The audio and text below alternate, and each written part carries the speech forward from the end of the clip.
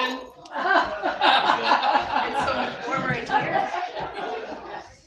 They thought it was a counselor, so Okay, no, it's a squirrel. That was nice of them. no. Oh no. So did you write a poster? Which poster? Watching how you put together?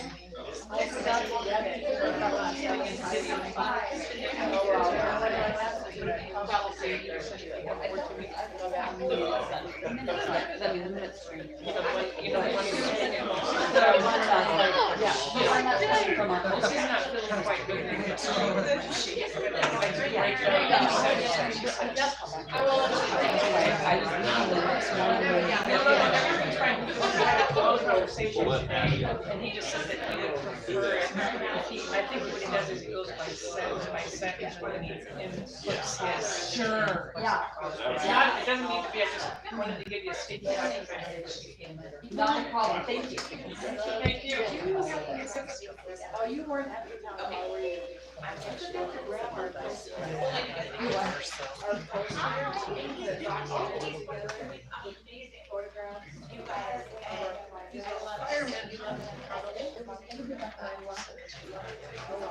just on the wall.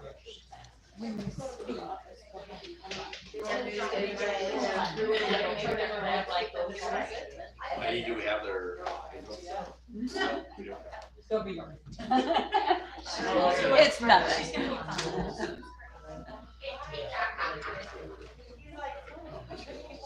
All of you.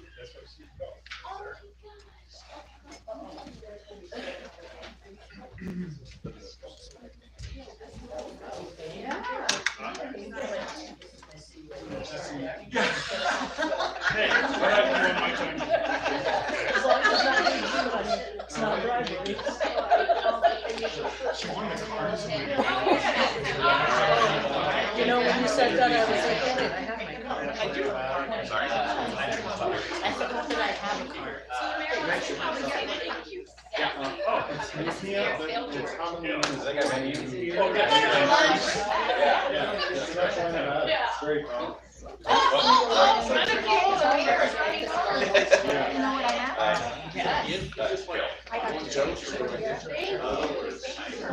I'm still on the tablespoon.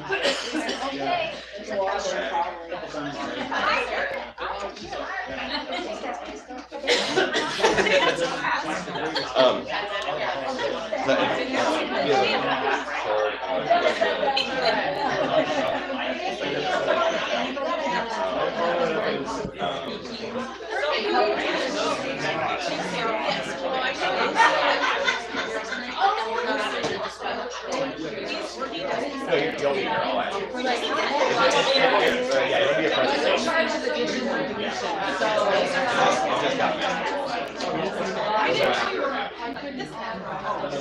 Are you with? No! Hi, Nicole. Like, are you with them? No, you're not. Oh, okay. Yeah. I'm not sure if I talked to him.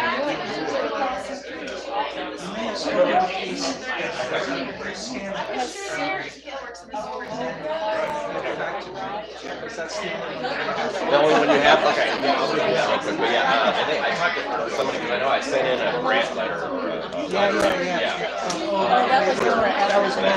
Okay, and I think I missed the deadline, but I sent it to because I talked to him and I called them.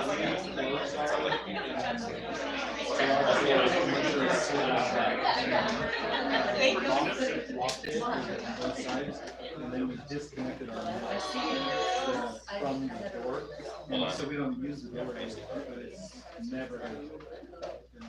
That's what I've got disconnected now. Oh, sorry. Yeah. No. All right, there you go. For me, that's hard. I can't leave my van out. I just got in the van. Visors are down and everything is rifled. All right, you on? Do I have He must have called the order. to? Okay. All right, I'm gonna call this meeting to order then. It is 7:09. We're in the City of Sheridan Council chambers. Yvonne, can you call roll? Yes. George. Here. Acuff. Here. Buckles. Present. McElroy. Here. Hebert. Here. Hodgins. Present. Houston. Present. All right, everybody stand for the Pledge of Allegiance.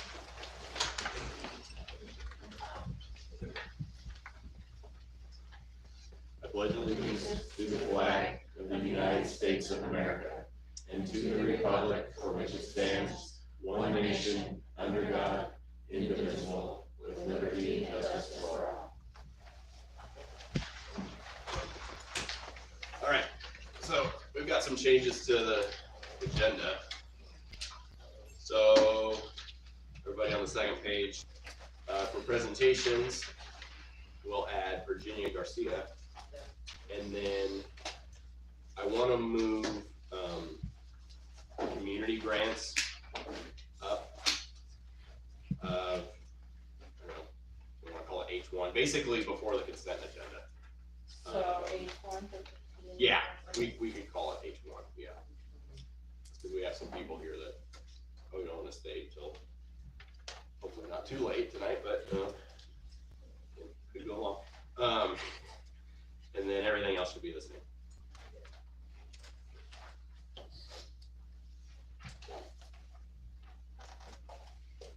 Okay. All right. So I'll move on then. So first thing is a proclamation showing the City of Sheridan's support of Fire Personnel Appreciation Day.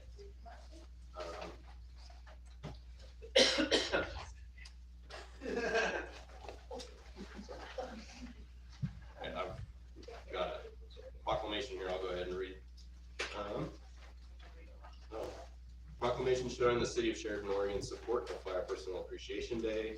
Whereas the dedicated fire personnel of Sheridan, Oregon exemplify courage, commitment, and selflessness in their duty to protect life, property, and the environment by delivering innovative, fiscally responsible firefighting, rescue, fire prevention, emergency medical, and emergency management services to our community.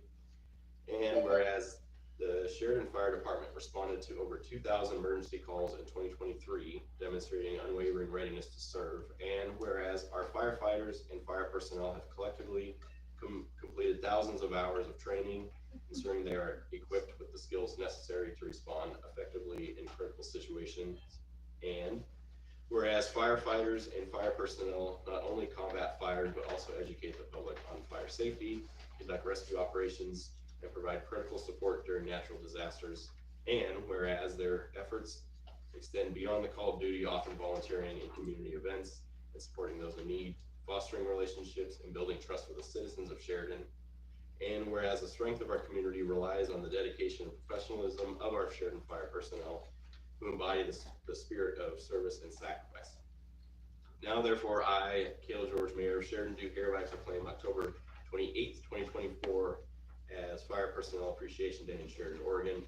On this day, let us honor and recognize the extraordinary contributions of our firefighters and fire service personnel.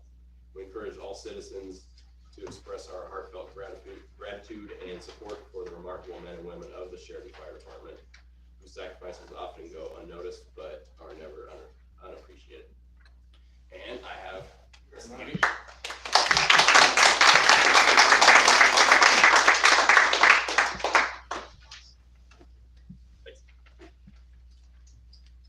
Thanks, everybody.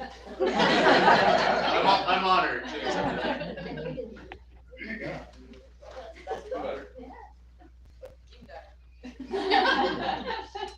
Thank you. We're staying. Very much.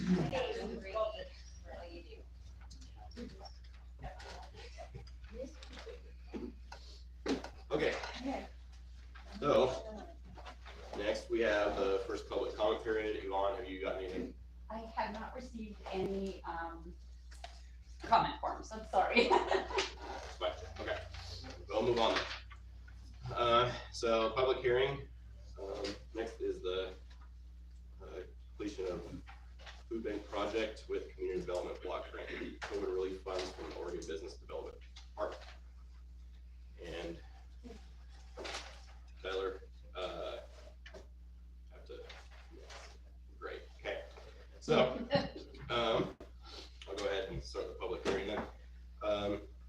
Sheridan City Council is holding a public hearing because it is completing a food bank project with Community Development Block Grant COVID relief funds from the Oregon Business Development Department. The location of the project is the City of Sheridan. It's estimated that the project has benefited at least 7,000 people, of which 70% are low or moderate income. It is October 21, 2024 at 7:14 p.m. and I am opening a public hearing regarding the City of Sheridan completing a food bank project with Community Development Block Grant COVID relief funds from the Oregon Business Development Department. The location of the project is the City of Sheridan. It is estimated that the project has benefited at least 7,000 people, of which 70% are low or moderate income. I said that 2 times. Are there any members of the council that have a bias or conflict of interest? Nope, seeing none. Are there any objections to the jurisdiction to hear this matter? No? Okay. Are there any objections to the notice that was posted? Notice was posted on the city's website, City Hall, Outdoor Community Board, and the Sheridan Public Library Community Board. Okay. Are there any questions for staff at this time regarding this matter? Okay. At this time, if there are any members of the public here to speak in favor, please state your name, city of residence, and your statement. Okay. If there are any people who wish to speak in opposition, now's the time. Please state your name, city of residence, and statement. All right. Lastly, if you wish to speak and are neither in support or opposed, but wish to speak regarding the Community Development Block Grant COVID-19 program, please do so now and state your name, city of residence, and make your statement. All right. With no further comments, the public hearing on the matter of the City of Sheridan completing a food bank project with Community Development Block Grant COVID relief funds from the Oregon Business Development Department is now closed. It is 7:16 p.m. All right. All right, now we'll move on to presentations. So our first presentation is Abigail Giddings with a senior project.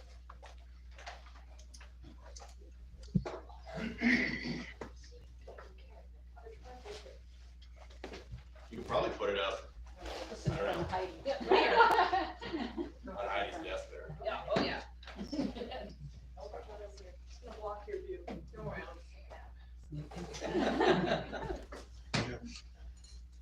Hi. Hi. My name is Abigail Giddings, and for my senior project, I want to do a hands-only CPR class for the 8th graders and have it be a yearly thing. So far, the only CPR-related activity or course that we have in our school district is one day during health class sophomore year, and frankly, you're a sophomore, you don't really care. It's in one year, out the other, it's gone by the next day. 8th grade, 8th grade, I think is a good point in time for them to start learning this, because at that stage, if they attempt CPR on like an adult or someone else, it will have an effect as opposed to younger and they just can't do anything. On our board. Here, let me stand up next. Oh, yeah. Do that. Yeah, maybe that will work. On our board, we have found some things that could help aid us. The American Heart Association has a Spotify playlist with well over 100 songs that have the correct beat for CPR. So one of our plans is to make some posters to put up around Faulkner Chapman with the code and just some of the songs on there. So if it's already in their head before the course actually happens, then it becomes more of a sound association with it. We are working with, I blanked for a minute. We're working with Sheridan Fire. They are upgrading their CPR mannequins and are donating their old ones to us. We also have a contact with Grand Rock Fire, who will help with any way that she can. The goal currently is to raise $500 to get $5,000, get this up and running for a couple years, so that all a future senior has to do is just raise up the money instead of having to do all this to get it up and running. Is that it? I think that's it. I think that's pretty much the whole spiel. Are you planning on just having like one class, or are you gonna break it up between like a a couple groups of 8th graders? I'm pretty sure it would be a one-day thing, but it would depend on how big the class of 8th graders are for each year. If it's a big class, then probably different segments throughout the day, but smaller, would be like 1 or 2. Are you asking for donations for this project? Well, if people are living, of course. We have donation winners with us too. Okay. Yeah, I know. Oh yeah, that's the one thing I forgot. So the Sheridan Education Foundation is acting as our fiscal agent. So we have a First Federal account. So all someone needs to do to donate is just go to First Federal and say, hey, I'd like to donate to Abby's senior project. And they'll be like, we got you. That does make it tax deductible too. I think that's it. So, Go ahead. I mean, would this be a class with a refresher course though? Because one class might not be enough for students to remember. The idea is to just get the knowledge in their heads first and foremost, because it wouldn't change the curriculum for sophomore year. And if they were here 8th grade, then it's just a refresher. Then they're just like, oh, I know how to do this. Instead of being like, I don't care. Let me just get through this. So would it be part of the health curriculum then? No. Oh, It's I really want this to be a reoccurring thing like the blood drive is, or some of the other yearly senior projects that happen, because it's just important knowledge. People should know this just in case anything happens. All right, Roxy? I'm curious as to the amount of money that you need. Does it go towards teachers? Does it go towards equipment? Does it go towards, how much towards what? It goes for the, what is the word I'm looking for? For the teachers, what's the word I'm thinking of? I know you know the word I'm thinking of. We'd like to put the money towards any stipends for educational assistants to encourage them to help get hands in. If we need to reimburse the fire department instead of them just donating their time, maybe we have a set amount that we pay them. Those have not been defined by anyone yet. We're still working with Faulkner Chapman. Mr. Bellotti has allowed her to start this project. You know, she had to go and talk to him first. So they will work it into their curriculum at one point. But we'd like to keep the community involved as well, because that shows the kids that the community, the adults in the community care about them knowing these things too. Trying to make it fun for them with the Spotify playlist. We don't know how much this would cost every year, because nobody has given us an amount of how much they're going to charge, or what would be an honest amount that they would accept as payment, you know, for participating in it and helping. So we just threw a number out there. We're making it a goal, and then hopefully, like she said, in a few years, a senior can just pick it up and say, okay, maybe I only need to raise $300 to keep the program, like a reoccurring scholarship type of thing, just to keep it going instead of going full bore and to get it started. Sometimes the trainers can cost, that could be a cost if they aren't able to find somebody who wants to donate their time to be a trainer, they may have to pay for someone to be a trainer. I deal with that in school districts, so I know about that, so. Any other questions for Abby?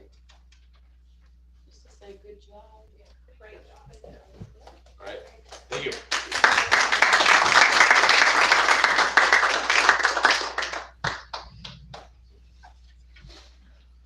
All right, next we have Virginia Garcia. We have several people here.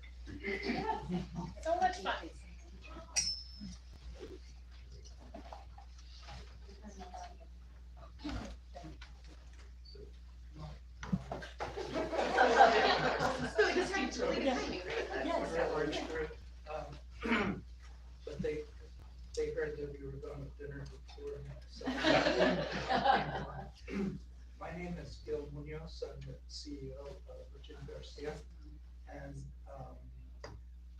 we want to tell you a little bit, this is just more of an introduction as to who Virginia Garcia is and what our intent is in terms of health services here in Sheridan.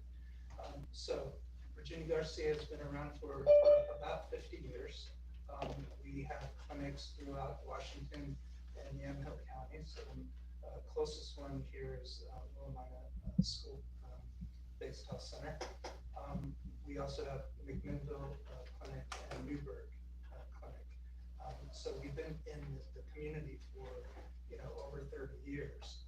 But this is the first time that we'll be in Sheridan, and although we have brought our mobile units already to Sheridan, we are a few months ago our board moved to authorize us to move forward to establish an access point here at Sheridan. We had heard that the former clinic was closed, and we know that this area in Yamhill County has had a high need for health services, and that's been underserved for many years. So we took the initiative to go ahead and see if we could put together a plan to open clinic. And so I brought other members of our team here to talk about what that would look like. And maybe we'll start with Jared, because he's the one who's our facilities director, and he can tell you about what's actually happening at the clinic. Sure, thanks, Bill. We're gonna do some ADA changes to the entryway of the clinic, and also move the posts that are on the side of the building a little bit closer, so it's a little bit more user-friendly for cars that come in and out. Oh my God, well, you didn't tell me you're recording it. Good grief. Okay, strike everything I just said. Now, we're going to do some ADA changes to the entryway of the clinic to bring it up to current ADA code. Some refreshing and modernizing of the landscape, around there. But we'll change the layout of the parking lot so it's a little bit easier to get in and out than it is right now. A little bit of the potable water supply system for plumbing, we're going to update that. And there's a lot of aesthetic differences to the front are the big things. We're lucky the building was built in '85, so it's in reasonably good shape. And our challenge has been so far just keeping up on the landscaping for what's in the existing building, which it looks good now. Anybody have any questions about our direction for the facility there? Is it large enough for what Garcia wants to have available currently? That's really not my wheelhouse. I think that, Actually, that's a great segue. To, I want to introduce Dr. Bulletin. So Lisa can talk a little bit about how we integrate dental care into our facility. Yeah, again, my name is Lisa Bazzetti. I am a dentist, and one of the really exciting things about this clinic site, from what I understood from the previous clinic that was here, is that we will be providing dental services. We provide comprehensive dental services in our clinics, and we plan to provide that same level of services to the Sheridan community. While we don't have pediatric dentists, most of our dentists are very, very familiar with working with very young children. We start, at 1 year of age or the first tooth, which is the national recommendation, and that is something that we plan to bring here as well. We also do a lot of integrated services. Our dental team, we have a couple dental teams that are doing HPV vaccines as part of dental care. We helped deliver COVID vaccines during the pandemic as well. We're going to be doing A1Cs, which is a measure of blood glucose over time. So there are a lot of really exciting things that we do in our dental clinics that I think that could really add to the services that we could provide to the community. But I'm going to hand it over to Angie and Sarah to kind of speak about the rest of our services that we also plan to bring here. We've talked a little bit about, I think, the timing of this. We also plan to deliver dental services on the mobile van, up until the point when we open up. So I wanted to just be really clear about that. We are planning on providing both physical health and dental services until that point. So, next we're gonna have Sarah come up and talk about the integrated model of care. And it is a smaller site. We're gonna try to pack in a lot. And Sarah can tell you about how the health service model is done at Virginia Garcia. And then we'll have Angie talk a little bit more about the timeline and what some of the things are that we can do between now and when we open. Thank you. My name is Sheridan. I am a pharmacist by training, and I serve Virginia Garcia as our Director of Quality. And what I really love about our care model and all of our sites is we have a comprehensive team-based care model. So in addition to having providers, whether they're physician associates, PAs, or nurse practitioners, or doctors, all of our medical providers are supported by a care team that includes referral coordinators and panel care coordinators that are looking at comprehensive care. Our team models usually include a nurse as well. And so we have a very robust care team model for medical services.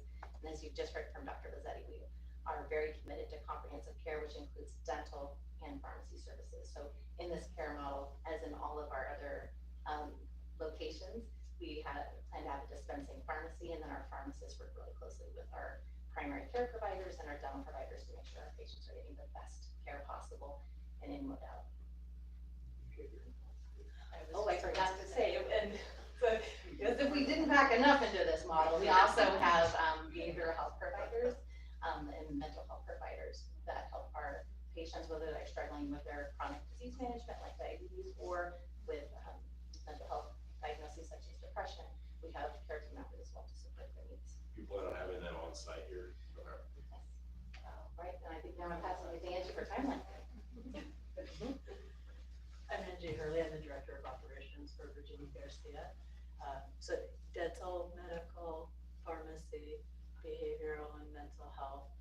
We also have in the budget CADC, that's a certified alcohol and drug counselor, and peer counselors, as well as what we call clinic navigators, but most people recognize as community health workers.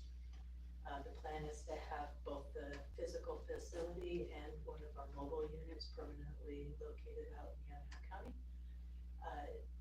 And we're looking at a timeline probably of late summer, early fall of next year. That's just based on the funding streams that we're pursuing to be able to help support this and the construction that we need to do at that time. I'm hoping that in January, we will start bringing our mobile medical unit to Sheridan 1 day a week. We'll work with the community to figure out where those services are most needed. We have been out here twice already to provide sports physicals for the school because we understood that that was suddenly a big issue with no healthcare around. And I've also been talking to people today already about getting out here to do vaccines in advance of exclusion day in February. So we'll make sure that we've got services here for that and see what we can get started here now in advance of those buildings opening. If that location for the sports physicals worked well for you, there's no school on Fridays, that could maybe be a good time to do that. Yeah, that would be great. Yeah, we're really excited to be out here. Right now, it looks like we'll have a small pharmacy, 4 medical exam rooms, 2 dental operatories, and the staffing areas that we need, and then 1 room for mental and behavioral health, as well as our mobile unit, which will have both dental and medical capacity on it, so we'll be able to use that in lots of different ways. Any questions?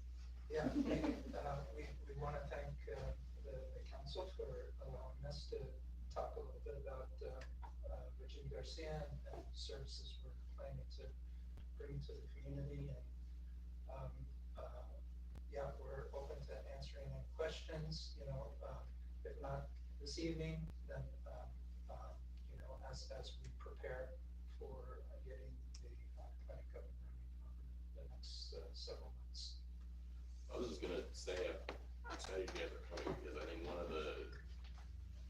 there's a lot of issues, we we have here in town. One of them is that we didn't have any access to any medical care. People would have to drive to pick their bill.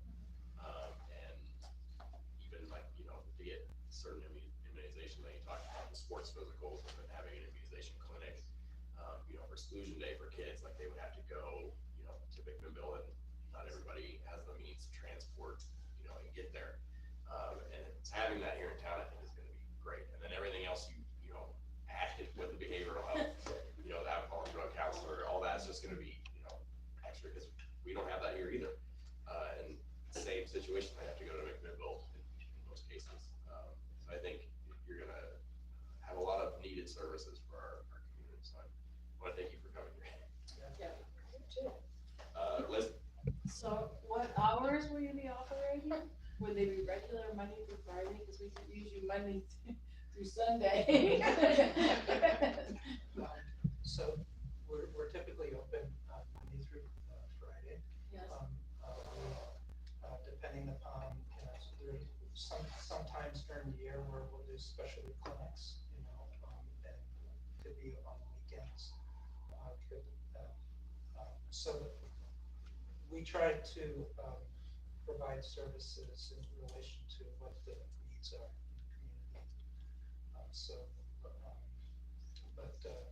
Largely we try to have some later days, and some early days.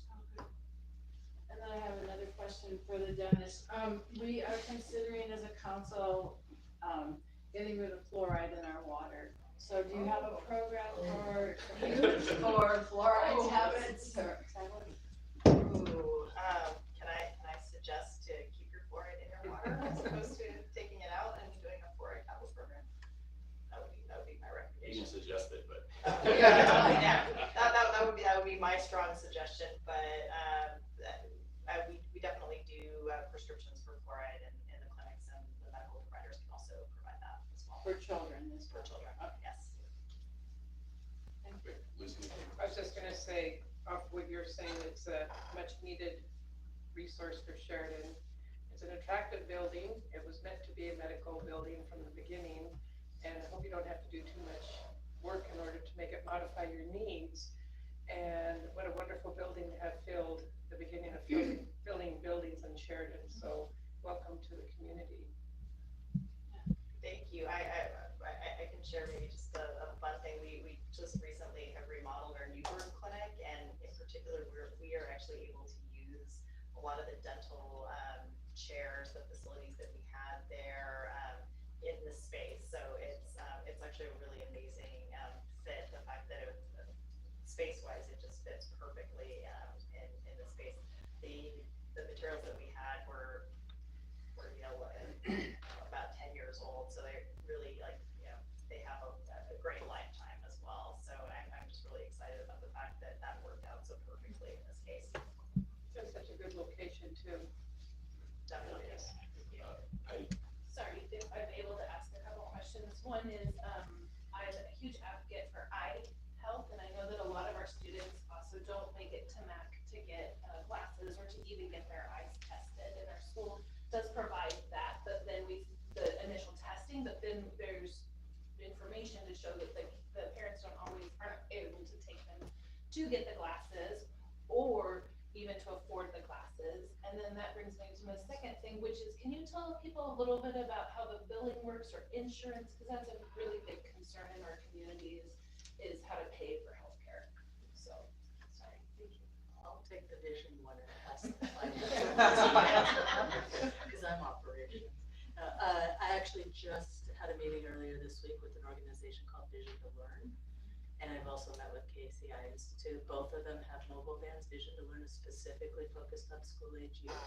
They provide the exams and the glasses for free, and KCI Institute has a similar program, and they're both excited to partner with us in Young County. And for our seniors, citizens, not seniors. Yeah, I was like, I do have a lot of ones here. No, yes, for all ages. KCI Institute does adults, and Vision to Learn does school age. That's wonderful to hear. Thank you very much. Yay. We also have a long-standing relationship with Pacific University School of Optometry, and they also have a mobile eye clinic. So we partner with them a lot in the community. as far as the billing services go, so Virginia Garcia is a federally qualified health center. So we provide discounts. Nobody's turned away for inability to pay. Okay, we accept pretty much most insurances, Oregon Health Plan, Medicare, and if people don't have the dollars in the pocket, they still come. We still provide, services, and we have, like I said, a nominal charge, and discounts. So. Thank you. Very good. Does that include Grand Ron, like tribal medicine that you accept from their payments from the tribes? We did get a letter of support from the tribes, so they recognize that we're going to be opening the clinic, and they're very supportive. We need to really work out all the details on coordination, so I'm not completely familiar with all of the different programs that the tribe has, but we are committed to working collaboratively, and making sure that, if we can help out in terms of access for tribal members as well. Thank you for that. Roxy? We have citizens that do not have insurance. Will you help them apply for the Oregon Health Plan or others? Yeah, we have people on site that can help with eligibility and enrollment. So that's something that we do at all of our different sites. Great, because some of them don't have phones or computers or. Yeah. So that's great. It can be a complicated, confusing process. So we're here to try to ease the way and, make sure that, the payment and all those things don't obstruct, in getting care that people need. I want to say something. I don't speak in public, but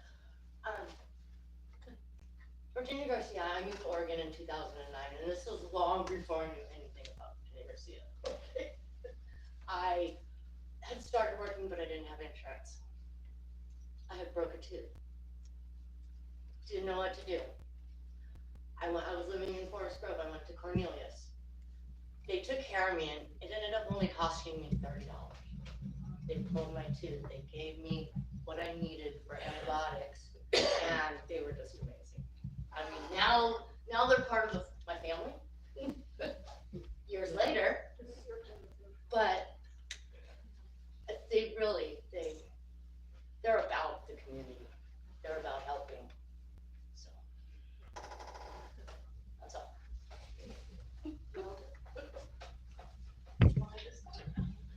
Okay, well. Thank you so much. Yeah. Please reach out if you have any other questions about Virginia Garcia, our services, programs, anything like that. So again, thank you for the time, and best of luck on the rest of the agenda. Thank you. Yeah, I'll reach out here probably next day or two to you, and yeah, thanks for being here tonight. Thanks for coming to Sheridan. Okay.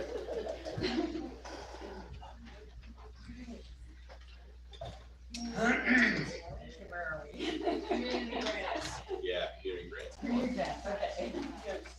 Okay. So, community grants, 145. Yeah, we're jumping up there. Yeah, we're gonna jump and then go back. Oh, yeah. Yeah, sorry, yeah. Okay, Yeah. so we have several. Liz? I have a motion already. I went through them. Well, go ahead. Okay, so I move to award the Sheridan Community Development Grant to Class A Cooperative, Community Food Program for the American Legion, Sheridan Education Foundation for Abby Senior Project, Sheridan High School Athletics, and the Bridge Learning Community, because they are applying for the first time, and that would, each of them are applying for I moved to more than 500 that they requested, because that would be kind of the total 2,500. Because they're applying For the first time. No, they're not.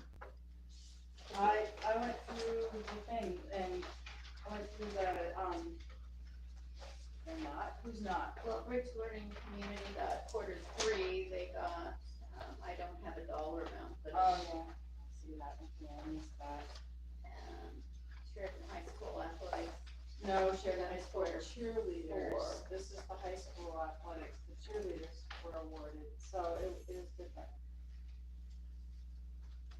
Hey Liz, who are you not motioning for? I'm so sorry.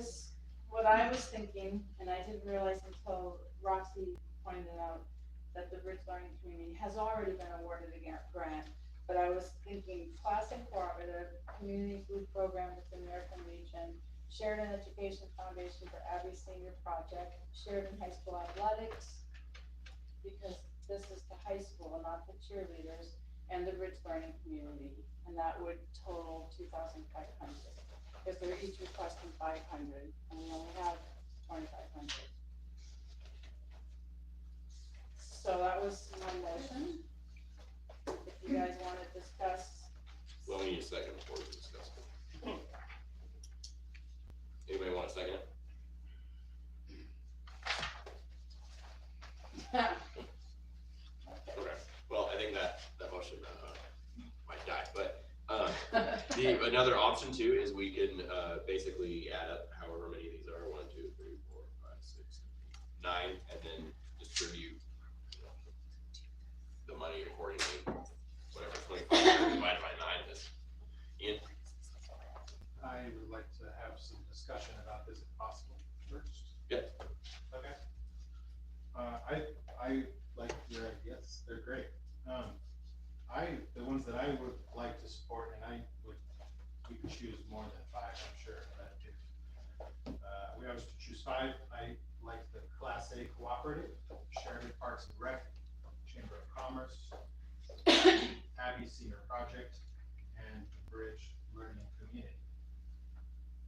I think these 5 are going to be the best way that we can spend our money this time in the community. You say Class A. Did you say Parks and Rec, Okay, Parks and Rec. Chamber of Commerce, Abby Senior Project, and the Bridge Learning. Sure. Class A was the first one. Class A. Okay. All right, Jim. This is tough, because I think all of these are deserving. One thing I would like to point out is in the past, when they haven't met the requirements of the application for the letter, that Sheridan High School Athletics has no letter telling us what they intend to do with the funds. And in the past, we decided if you can't give us a letter, at least tell us what you're gonna do, that you basically just forfeit your eligibility on that clause. Which group was that? Sheridan High School Athletics is the one that just faxed in us like. They, They don't have a letter attached. Yeah, they don't tell us anything about it, but they'd like some money, which everybody would. Is it's on page 159, it? yes. Yeah, just the. Oh, that's the grant, but it says, I think it's just saying it says return completed applications and letters. The letter is part of the application process, and they haven't met that. I don't have anything against that. But if you can't meet that requirement, then apply next quarter. Exactly. Yeah, I wonder if they, game day meals for, I don't know, maybe that was enough information, but yeah, we can always. Yeah, like I say, I have nothing against them, but in the past, the Rotary applied for a $500 grant. They had no letter, we said, nope. So why would we change for the Sheridan High School Athletics? Oh, wait. Do they have one? There are so many, let me double check, is this the Sean Juster's one? Yeah. Okay, there might be one, cause I asked her for it. This is why I'm freaking, let me look in my email, I'm sorry. Lizzie? So, once again, I don't have a problem with all of these, but I think we should keep at least at the $500 limit. The food program with Legion Hall, because they do a lot with the city and take care of the homeless with their shelters. The Chamber of Commerce does a lot to promote business and bring businesses to Sheridan. And the Sheridan Museum is what Sheridan's all about. So of all of them, I mean, if you want to disperse it out more evenly, but I would like us to consider at least giving those a maximum of $500. And then you can look at the other ones more objectively, but the museum is actually our representative of our history. The Chamber of Commerce is trying to bring new businesses into Sheridan, which we obviously desperately need. And the Legion Hall kind of goes without saying. All that they do for the homeless and our veterans, you know, trying to get their building fixed up. It's one way to honor them.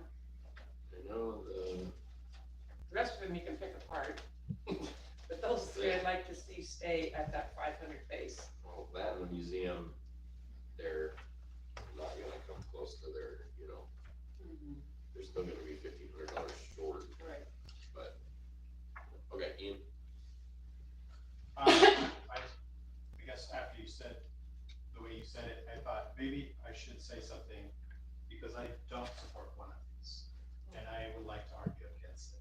So if you're prepared, Tyler has Tyler's ready. So,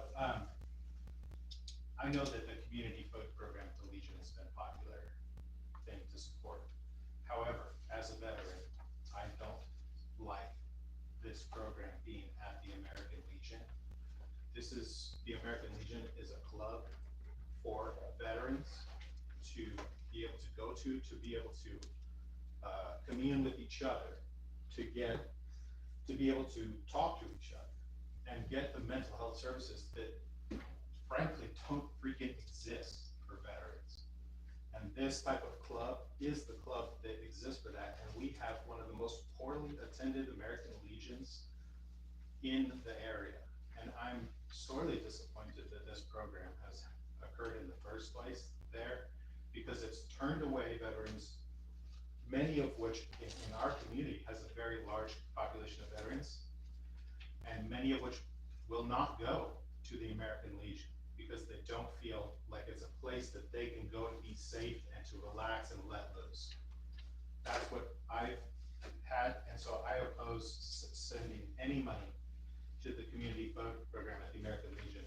They also receive payments to pay for their food already, as I understand, from another source. That's all. Rebuttal. Well, kind of like, I know you're thinking, what? I don't care. So, well, it's kind of like city council. If you don't like it, run for city council. If you don't like it, get a new commander in there or whatever you got for office staff, because I'm sure they have a little line of priority, and it's up to the veterans themselves to vote those in and out of office, and that's what they need to do. But in regards to providing lunches for people, it doesn't take away from a service that other people can at least benefit from until they figure out how they want to clean their closet out. It still supplies a benefit to people who need it, and I understand it can be, I don't understand, but I understand it can be a very difficult thing with veterans. I understand the communication, but that's where they have a process just like we do in the city council, of voting people in and out of office. And that's where we can't go in there because we can't delegate to veterans how to do their thing. That's up to the veterans themselves to do their thing. I agree. It is up to them to handle their business, as they say, and that's 100% true. But this is not something. I mean, that's not their stated purpose, and I, for one, just am not going to support this program. As a veteran, I can't. So, but if you do, then good. I'm glad, because I do support the idea of the mission. Frankly, I'd rather give the money to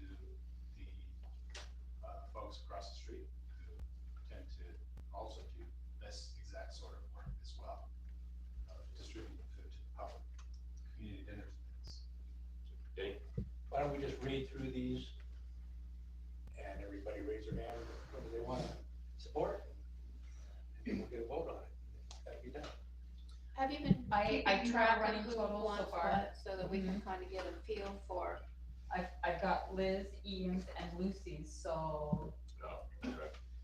Danny, do you wanna, what Sure. ones would you like? I go through the community food program at the Legion, Sheridan Chamber, Sheridan Education Foundation for Abby's project, and Sheridan Museum.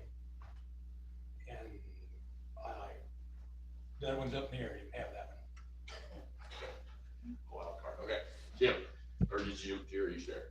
Jim has not yet. Okay, Jim. I think all of these are good causes. And again, I want to say out loud to whoever belongs with the Sheridan High School Athletics, if Heidi can come up with a letter that they did send us, then I won't say anything about them not completing their application. These are all good, and if we did it the wrong way, but if we just broke down our $2,500 by 9 requests, it comes to $277 each.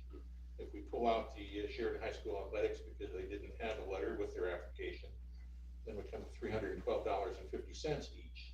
Now, I know they all want 500, and quite frankly, some of them deserve more than 500. But how do you decide which is best? I don't know that I really can. If I was gonna say anything, it would be that, but Liz, you'll know this, I have nothing against the Friends of Sheridan Parks and Recreation, because you and my wife have, stuff there, you got to, but we've given them a lot of money, so if we pulled them out, we'd just get a little bit more for everybody else. Haven't done the math on 7, but you can see how it goes up incrementally. These are all good causes. I have nothing against any of them. So I'm just at a loss, I'm sorry. It'd be 357. There you go. Yeah. Roxy? I'd like to see the Class A cooperative, the community food program at the American Legion, Sheridan Education Foundation for Abby's project, a Sheridan Museum of History, and the Bridge Learning Community for my life. Okay. It sounds like Heidi has found the letter, so. Yeah, she's printing it, Yeah. I thought she did. You're the photographer. So. Okay, Liz, I think you already. I just want to say. finish. Yeah, I didn't. I think people need to understand that we're not a bottomless pit, and they might have to wait till the next quarter, and that gives, everyone the opportunity for the 500 that qualify, I guess, who gets chosen. So, we have to wait. That might have to happen. Okay, Liz, I think you shared yours, right? Yes. Okay, all right, Ian. I'd like to change the Bridge Learning Community to the high school athletics, since we have the letter. And I also, and that's it. Gotcha. I'd like to just say, sorry, she had 2 versions of her application, and the letter didn't get attached to the second application, which was. Thank you for, yeah. I was like, no, she did it early. Denny? My wild card can go to the Sheridan High School athletics. Good.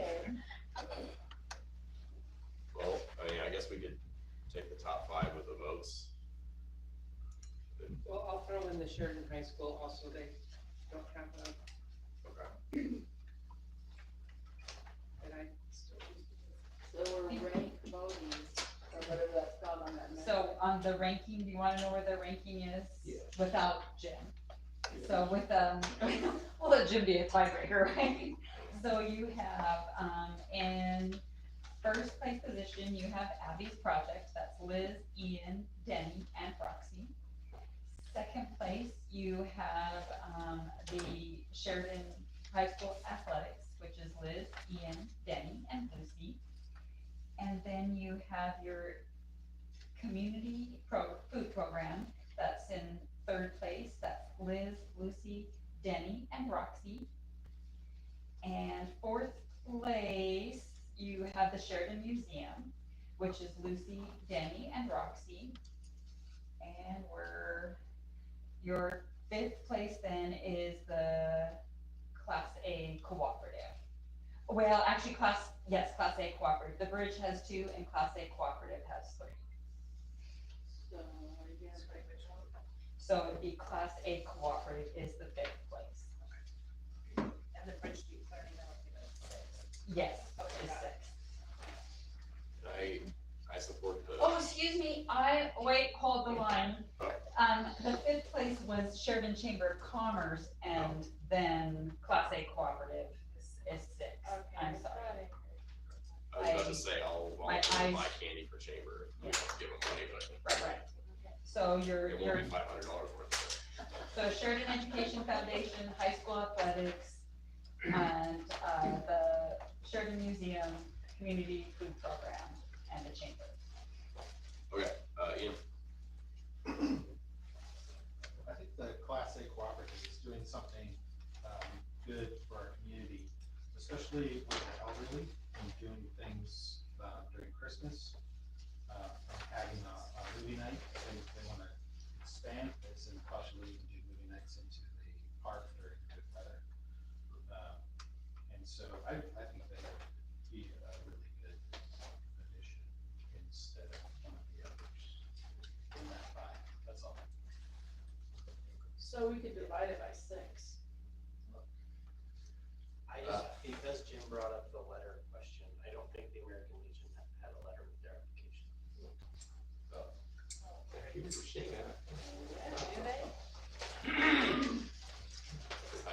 Well, so sometimes what happens is I look at their application, they're missing information, and I send it back.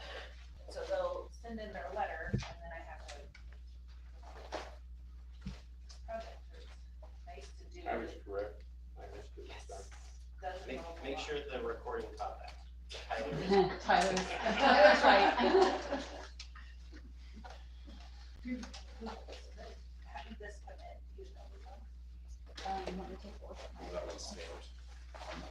So they're not in the Yeah, running, there were Class A. 5, and that And- was everybody class A. It came in this way, it came in hard copy. Well, Okay, so no letter. yeah, but then they'll. Okay, so no letter. Because we're requesting 500. If we take them out of our letter, then we would have 5. And then they're only requesting 500. Alright, Heidi? Just one thing to note is I just always get curious because some of them are nonprofit. This is the first time I think that I see the private company or a private citizen or group or whatever has turned in one, just so you know. Yeah, so. Yeah. Somebody And I has not thought our- listed their number. It Our- says regulations will allow that. Assisted grants to nonprofits and for private entities and organizations, yes. So I'm just saying that word is catching on, this is the first time we've done that. But, it is for some items that, like a Wi-Fi projector, and sometimes when you don't have like a nonprofit or a business attached to it, people may wonder where that's actually going or going to live. So just. What was that? That's the Class A cooperative. Yeah. Food, I mean, easy to know that it was given out, but. Ian? I can tell you where it's gonna live. It's gonna live at the Bridge Learning Community Center. That's where Class A operates out of, and this is a service that's ongoing throughout the year. And yes, they are technically a for-profit company, and it's basically volunteers, so. Do you know if they're working on like a nonprofit status or if I will see if they're. Not yet, because I wrote that person and asked. Oh, okay. Yeah, I wrote today and asked, yeah. Okay. Well, we could drop the Legion and then add Class A. I would make the list, I would just bump it up the list, right? Yeah. Did you find the letter, Heidi, that second letter? one? Not for the food bank, no, Yvonne said that the food bank one was submitted as a hard copy, so. The Legion one was a hard I'm copy. sorry. Yeah, the Legion, okay. I'm all. So then we're gonna add the cooperative as the 5th one, and they all got what they requested, is that what you're thinking? That, I think, is what the council is thinking. Yeah. I don't know. I don't know what I'm thinking, but that's what it sounds like. Except for Jim, who would like to give everybody money, but. You can't, because if you give everybody money, then some of them don't even meet what their goal is, so I get that a lot. Okay, can I make a motion? Yeah. I would make a motion that the council grant $500 to Class A Cooperative, Community Food Program for American Legion. No, they don't have a letter. I don't have, Go to the Sheridan Chamber. Sheridan Chamber Commerce. Okay, now I'm mixed up. Abby's Project, High School Athletics, and Museum of History. That's it, that's fine. Right. 500. That's it. All right, second. We did it. All right, first and second, yeah, we did it. We haven't done it yet. First and a second, any other discussion on it? Okay, all right, let's go ahead and vote, all in favor? All right, that's unanimous, okay. All right. You did it. I missed the second on that, I'm so sorry. You're taking it, yeah. I That's didn't what- that's what we hear you need. 'cause you're facing- Sorry. I just wanna thank Yvonne and whoever prepared the graph that shows who got what from the quarters. If we could have that each time, we get a better. From the feel on previous, who have you had betcha, yeah, I did it for the whole last year, Yeah. so. Yeah, it was great. That's why I suggested all the people that had the same one. Believe it or not, that helped. Yeah, that helped a lot. Okay, now Okay, we go back now, to. yes, now we have to Congratulations. go all the way back to page 5. Okay, thanks. Abby, you can, feel free to hang around, but you can also leave anytime. Your stuff is all over. It's almost your bed. Say that. Thank you very much. Yeah, Thank you for coming. Good Well, job. what page? Okay. All right, so, as a reminder, you can, vote to approve the minutes and the voucher directory with one motion. Anyone would like to do so? Or if you have questions about anything, go ask questions. I make a motion that we approve the, Roxy, before you read the long thing, you could just also make a motion to approve the consent agenda. Okay. make a motion we approve the consent agenda as presented. I second it. All right, any discussion? Oh, yeah. Okay, Jim? On page 6 in the minutes, there's no indication that Tyler was at that meeting, but were you at that meeting, Tyler? I don't remember honestly, but you know, if you're not listening. I believe That one, you, which page? On page 6. the meeting was September 16th, I believe you were there. I was probably there.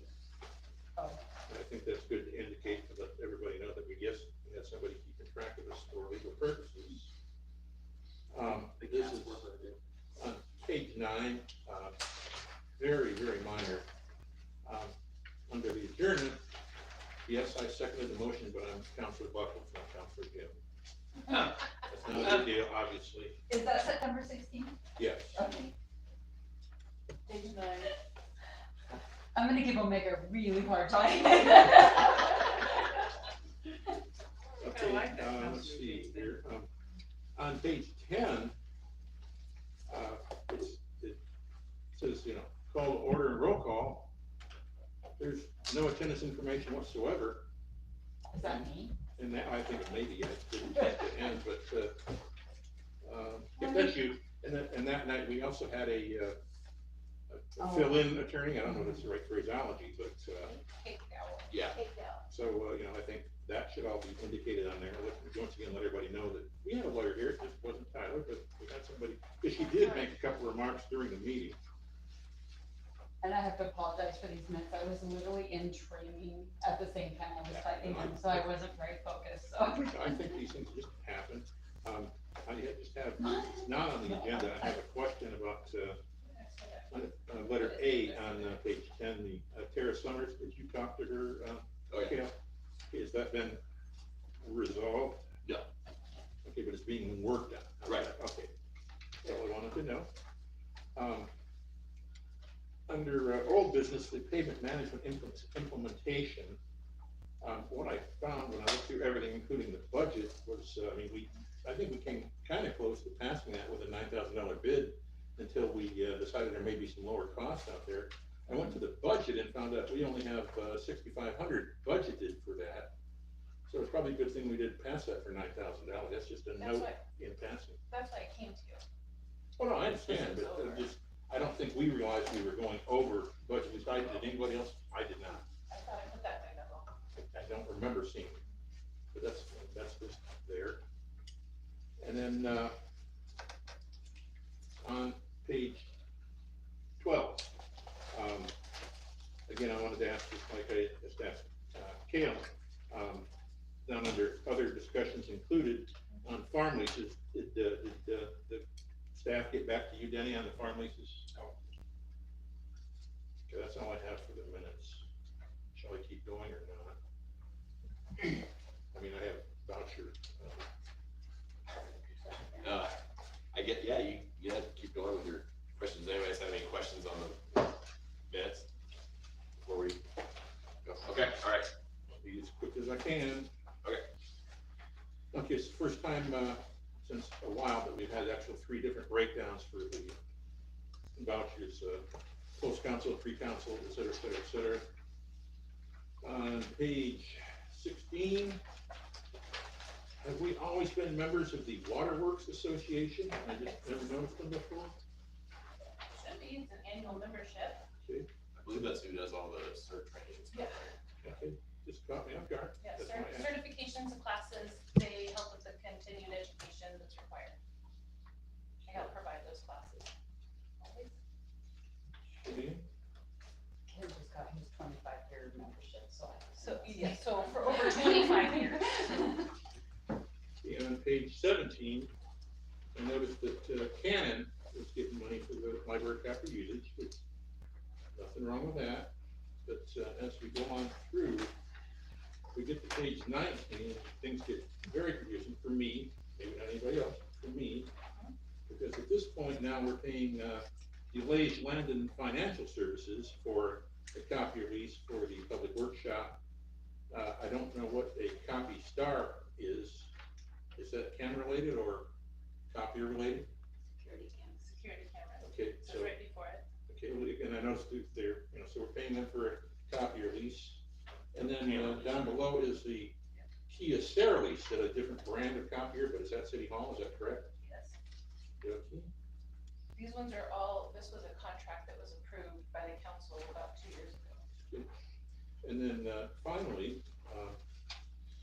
the bottom one for the library sewer security cameras.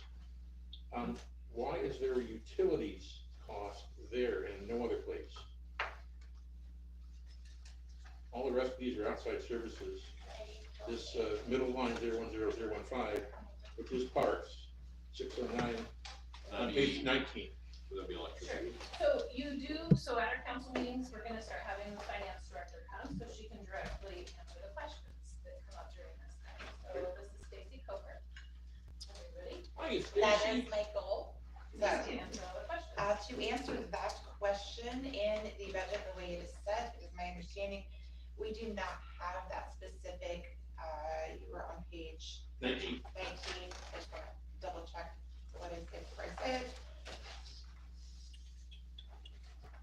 Yes, so where it says utilities, we do not have a 619 outside services that is built in to that specific fund. Okay, for the parks. For the parks, correct.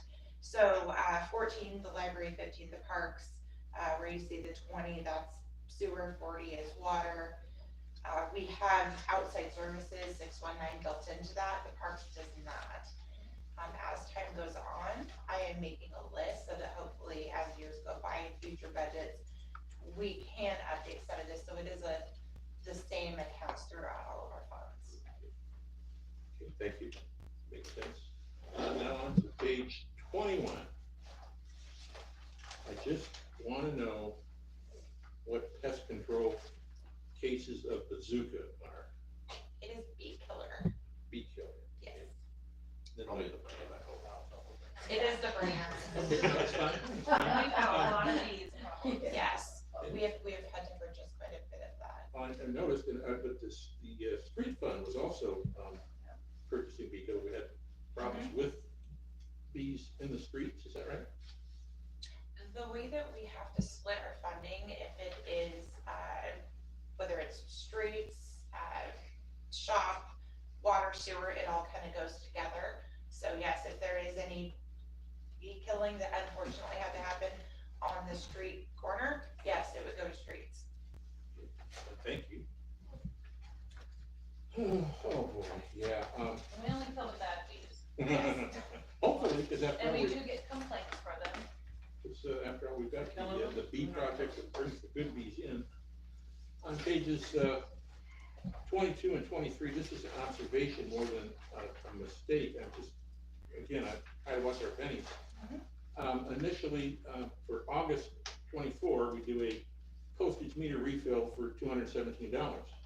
That's a monthly cost. Take that quarterly, we're paying $652.68 for postage meter refill. And then right below that, Pitney Bowes Global Financial versus Pitney Bowes Bank Incorporated, they're getting $234 and 99 cents for a quarterly lease for our meter. And then now, basically, when you get all done doing the math, which of course I did, you get done with just those two things, Pitney Bowes Bank Purchase Power and Pitney Bowes Global Financial for the year, we're paying $3,550.68. And that's an awful lot of meters and postage. If everybody's fine with that, I'll shut up, but it just seems like a lot to me. Yeah, I think what, I've looked at, meters myself, and if you're not doing a billing every month, it might be less expensive to just, buy the stamps and go, but from what I've seen is that there is a cost to basically lease the product and like a charge to have a little USPS chip in there. But you do get a small discount on postage, but in large quantities that does pencil out, so it's actually less expensive than it's kind of one of those, by buying more you save some. Yeah. Okay. Yeah, otherwise you gotta pay, what is it, 75 cents now for a stamp? I think it is. Yeah, you get it, it's slightly lower with this machine, and you run so many that you end up, breaking even or actually saving a little bit of money. And then there's also staff time, so you don't have to lick all the envelopes or whatever. Okay, and I was talking with Yvonne before the meeting on page 21, for Tyler Technologies, this is for software implementation for court and utilities. This is just the software itself, not the training, is that correct? Oh, Training is built into it. it's all encompassing, Yes. yes. Because I know you were telling me you were doing that, Yeah. it's challenging. Stacy and I are in the thick of it. Did you say 21? I think it is Page- 27. Oh, I'm sorry, shame on me, I looked at the page, that's the page. Page 27, I apologize. Always want to admit my mistakes. Yes, the majority of the software implementation invoices that you're seeing right now are training. Well, that's fine. On page 29, I just wondered, says the towing 1909 F-752 shop. What happened? Why did we have to spend $449 to have our vehicle towed? Sure. What page was that on, Jim? Page 29. Sorry, thank you. Where was that? Page 29. Hercules Hercules towing. I just want to make sure it's the one I think it is. That is the bucket truck, yeah. That was towed to a shop in Amity. That was our bucket truck. It was having problems with the starter. Is the bucket truck the same one in your notes later on that has the wiring issue as well? Is that the same truck, or we're talking a different truck? Not sure. The bucket truck had a wiring issue. I'm not sure which the other truck is. Okay. We had another truck towed, but I'm not sure. Where do you see the wiring? That's in his comments. Oh. Much later. Oh, I see. Jim, can Ian ask something real quick? By all means. To that one. Why was that work not done locally? I was told that the truck was offered to local businesses, but nobody had time to work on it. Okay, thank you. So, yeah. Okay, moving to page 31. This time around, it's multiple computer solutions. Which page, sorry, Jim? 31. And similar to the other annotations, for Tyler, this one says IT and software, $2,200. What did they do for us? It also mentions November 24th, so it looks like we're paying in advance. We do, yes, we pay in advance every month. This has been going on for as long as I can remember at least. That contract was awarded by the council too. Yes, and they actually handle all of our background IT and networking. Oh, so it's like a service that, you know, so the city doesn't have to do all their IT stuff. Exactly, An they'll IT set up all person. of our Okay. things that we need, all that. It is actually the IT work. It's all of Okay. our workstations. For the our monthly work for costs for the everything. workstations, for the Yes. emails. I knew we Emails had is that. expensive in itself. It is through multiple computer solutions, and it is $2,200 a month. Occasionally, you might see an additional invoice if they have to do outside of the contract scope service work, but it's pretty rare. Okay, so you're showing that I've been asleep at the wheel because if it's been there before, I should have seen it before being asked. Still on page 31 and then moving on to page 32. This might be more in Kai's wheelhouse, but replace catch basin on 100 block of Southwest Chapman, $612. Next charge, replace catch basin 100 block Southwest Chapman, $612. Followed by catch basin 100 block of Southwest, $612. Next one is replace a catch basin, and then finally, the last one isn't labeled either, just replace catch basins. I know nothing about catch basins. Do we really replace 1, 2, 3, 4, 5? So I do want to be clear, there is something, and we'll have to look into this for sure. There is something not right on this report, because no, that was a one charge for $612. And if you do look at this, they all have the same PO number. That's a replicated issue on the report. I apologize for that, because it is a one-time charge for the catch basin Excellent. of $612. Excellent. Do you wanna know what a catch basin does? Water. Yeah, it Catches catches water, right? stormwater in the ground. It's a I just stormwater wondered, I system. didn't believe you could have three on the same block. I'd seen. You didn't think there was Yeah, I don't five on know. the We'll have same to block? look. Yeah, well, the They're other all three aren't the same. labeled, so yeah, okay, as long as we know what that was, that's fine. Yes, it is $612, not $3,060. Okay, excellent, thank you. What is one call concepts? I'm sorry, what was that, Jim? What is one call concepts right below Old Castle on page 32? They are one of the providers for our location. Call before you dig. Yes. So Thank you you. know that's Call a before you free dig. service It's like for 811? people? Yes. Well, it gets charged to whatever entity has to actually do the call. So that's how they make their money. So if I call 811, it's free to me, but they charge you? Yes, Mhm. and I don't know that they don't charge all the other utilities, like PG, everybody has to respond. Oh. That has potentially something in the ground. In, 811 is not always free. oh, it's not. They gotta do some digging to find your Contractors spot. have to pay. Okay. It's free for the person that calls, right? It's free for like citizens who Yeah. live in their houses for their residential properties, and then there's costs associated with different other people that are trying to do the same thing. Okay, page 34, we're back to Tyler again. Just different month is what I'm gonna guess, because I was good at it. Tech, not tech. Yeah, Tyler Technologies. That is correct. Okay, thank you. We're still in the budget for that project. Oh, I've got, I have no idea, what they're on, so just, you see those all over the place. And here comes again for me personally, here comes Ultrex Business Solutions, copier, City Hall copier user, and September, Public Works copier usage. Again, it's a new month, is that correct, Stacy? Yes. Thank you. Oh, yeah, page 38. The engineering for the Sheridan Master Water Plant. At our last regular meeting, I noted that they were going to go over their allotted money if they spent more than 30,000 something. I don't remember what it was, but they did. But I asked about that, what if they go over the grant amount? And I was told at that time that, okay, that's on them because they went over their grant amount. But in the letter we got from Civil West, they're showing that they had a budget of $214,850 and have spent $190,000. These numbers do not add up. So the water master plan has been a long time coming, and it's very close, but it should be, from what I was told, $185,000 max, that's it, sorry, you go over that, you're out of luck, that's what I was told. And they definitely have gone over, and they're willing to admit it, they're not trying to hide it, so do they know something I don't, or do I not know something that they don't? Well, the council passed the contract with them, so we'll go back and we'll review that. Okay, because yeah, it was very, very strange, I've been watching this water line because, gosh, I wish we already had it, I really do. Yeah, that's something I'm very happy to go back and review and figure out exactly where we're at with what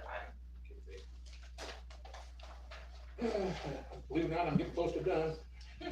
Going as fast as I can. Oh, where is it? Page 42.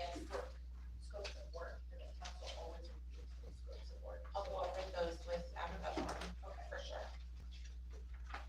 Page 42, this time it was a lot cheaper. It was Mishler going on page 42, right at the bottom. We had our tow brush rig to the PW shop. Did it die out wherever it was working and not make it back? Is that what happened that time? That is correct. Is that the brush rig that's out on the sewer point? That's correct. It sounded good when I heard it, but. It's fixed again. Okay. I know those, type of engines, they can just. Yeah, I think it was because it was loaded down with water and it hadn't been on washboard roads for a while, and we shook something loose in the gas tank. Oh. Plug the filters.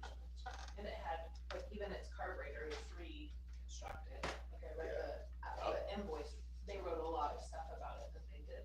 They redid it, or they got like a new one? They rebuilt it. Oh, cleaned it out, yeah. Isn't it a new machine? It is 1983. I thought we bought something new that was for maintenance. Or the back of the brush rig, the unit. Yeah, there's a That big, is correct, yeah. big It's a water couple tank. years The old. water Yeah. tank, yeah, that's probably. On page 46, I think I get to correct myself because last month I had found that we were paying $7 or something for fuel based on these two annotations. The first one for 200 gallons of unleaded and 150 gallons of diesel came out to 355.5 per gallon, and next one down, 81 gallons of diesel and 200 of unleaded, that came to 369.7, which is reasonable compared to looking around as we drive to McMinnville and back. So I think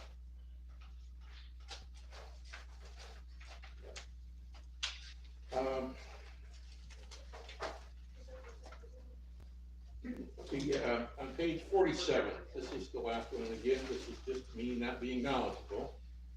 Now we're with Vision Municipal Solutions and the September 2024 utility billing. And since I had so much here, I'm not sure I went back and checked any of the others, but Vision is our software that we're trying to replace with Tyler Tech. That's correct. But we still paid them $893.13 for, again, postage and printing. So what that is actually the utility billing, and while we're in the implementation phase, we're slowly going live with Tyler in different departments at different times. And utility billing is not ready to go live just yet. End of November. End of November. So once that happens, we will no longer be paying Vision to print and mail our utility billing every month. Until then, we're still having to do everything in our legacy software, Vision, as we start to move over and go live in each different department of Tyler. And there are quite a few. We've got human resources that is going to be done in December. Financials, I'm going live right now with financials. But we're still having to do double entry in Division until we're truly ready to go live on everything. So we still have to pay and keep up with Vision until we're ready. It makes sense, I just, once again, it popped up. Nope, happy to answer. Postage and printing. Yvonne went way far down into trying to figure out different solutions for the cost of utility bills, like right down to the cost of the paper, the postage, and all the envelopes and everything. And Vision actually has a really good deal. It's So screaming good it's a good deal, so you will not see that deal for very much longer. But it is a very good deal. And they additionally, why it changes slightly every month is because there's plus and minus in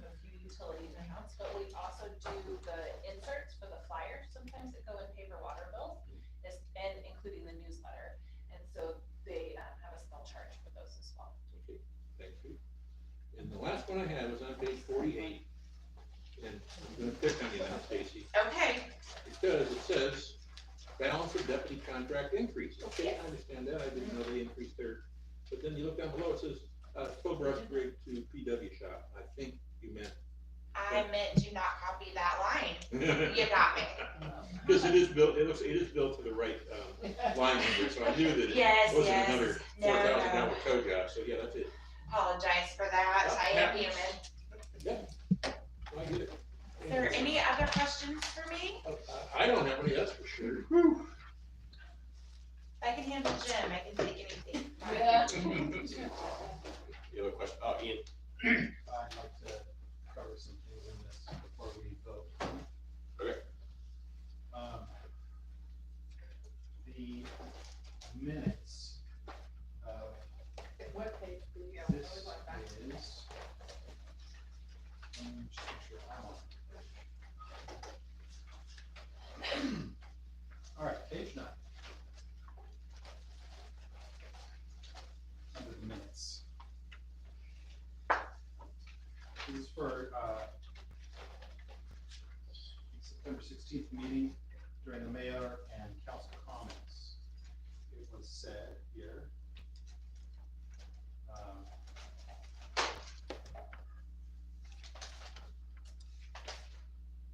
there will be a table available for city council candidates at the town hall set for October 10th, 2024.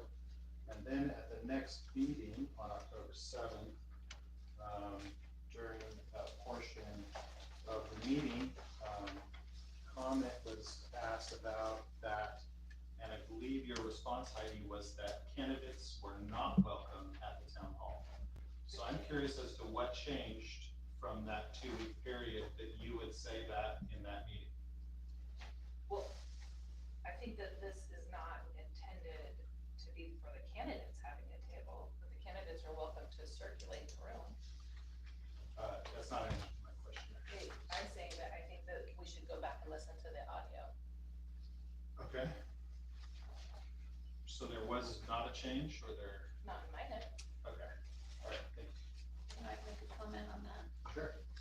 If I recall correctly, we decided the town hall was not going to be a candidate on the agenda. It was intended for town hall agenda only, and it wasn't expected to be a place for candidates to do their thing, I guess, at that place. When was that? When did you? That was one of our council meetings that was not discussed as it would be a place to campaign. Right. Okay. Because it was a town hall and it had its own agenda. Right. And I remember hearing that at one of the meetings. We'll have to listen to it. Okay, great, thank you. Let's get on page. I'm becoming a young Jim. Young is the real word there, by the way.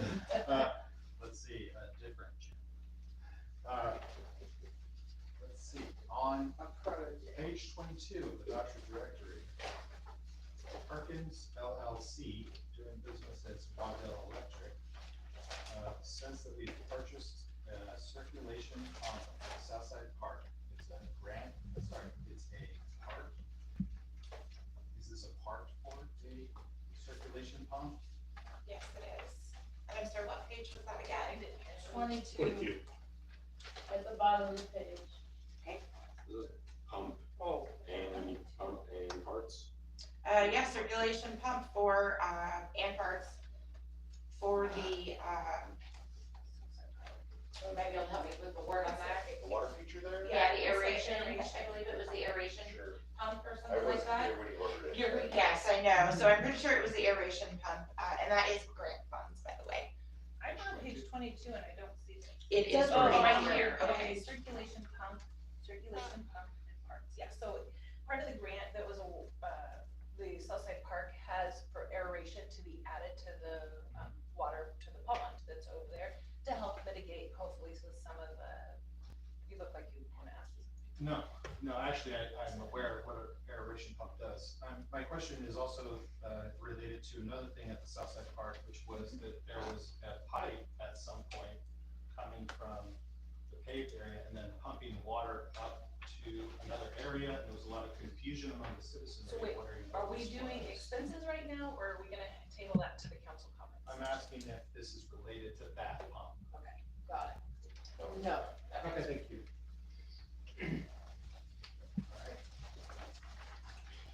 On page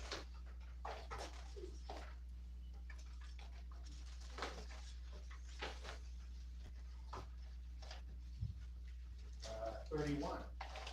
Oh, page 31.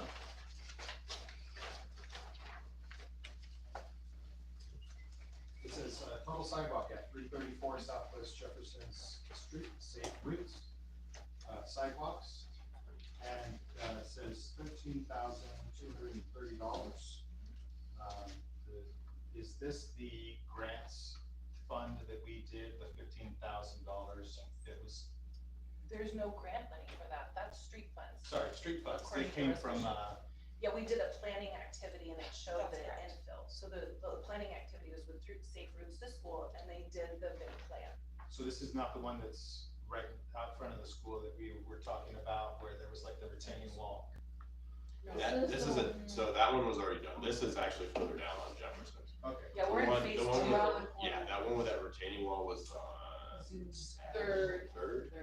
Yeah. Yeah, this other one's on Jefferson. No, that was. Super. Oh, it was on. Super. Okay. This Yeah, is sorry, phase that was two. the first one, so this is the second one. Yeah, okay, I was confused. Yep, we got it. So we've got We just lost internet. two new sidewalks. And the retaining wall. Okay, hold on here, we Well- did lose internet, so we have to, Tyler, you have to make a decision how you wanna continue. Can we just continue? We can use, we just have to stop, I think, for a second, It's not, we are down, let's see. so we can join my, make my phone a hotspot again if you want. You should send us those match for the meeting, because it makes them. We have a retaining wall and a sidewalk. I sat by and handed to you. Recording in progress. Did you get it? Back in. Oh, I don't either. I'm trying to, All right, we're back, see Ben. continue. Okay. Please. Okay, We need to wait for people to connect. so people are back. I think that's who was there Yeah. Okay. already. Okay, okay, any other? Yeah, page 40. Page what? 40. 40.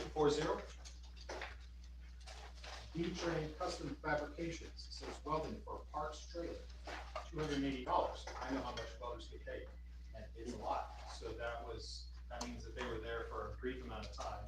And I'm curious as to what was welded, and do we really not have someone that's welding in our city that could do this for, I don't know what sort of welding it is.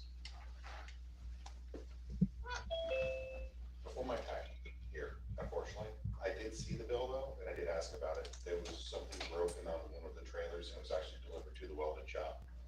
And they welded, I think it was some D-rings, is what it was. And then we brought it back, I think it was 140 an hour, is what the welder was for. So I asked why we're not performing the welding ourselves. Okay. We have some issues with, We can't hear you online. Yeah, something's happening with our audio because we're not getting anything. Oh, You see yes. it? Yeah. I can see what's going on. Okay, try it again. Go ahead. Go ahead, Kyle. there are a few issues with that. One, we have some OSHA things that we have to take care of, so we can get our hoods going again. We have to have air research, I think it's working. Two of our welders are down. We are taking them to repair. Look down, yeah. What a bottom line? No, I'm just. And 3, we're gonna start welding again. Okay, They did take a break, but we're gonna start again. thank you. Okay. I just have a quick question. Is that a settling that you're using, or is it a MIG welder? I'm sorry. You better a settling or a MIG welder. It's a MIG TIG, and I think the other one is a MIG. I think it's a smaller MIG, yeah. Those are the two that are down. I think our arc is still up, and the blast cutter is still going. We don't do auction and settling, no. I wondered. And I have a question about this same line number. Why does it not show that it was going to the parks rather than the sewer fund? I don't know why it's called a parks trailer. I don't either, but this is where we were told to put it, in this park sewer. I'd have to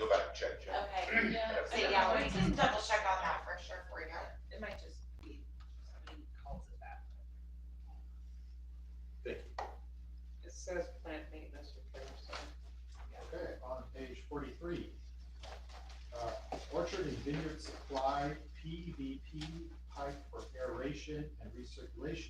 Does that need to be, say, PVC? It does. Okay, thank you very much.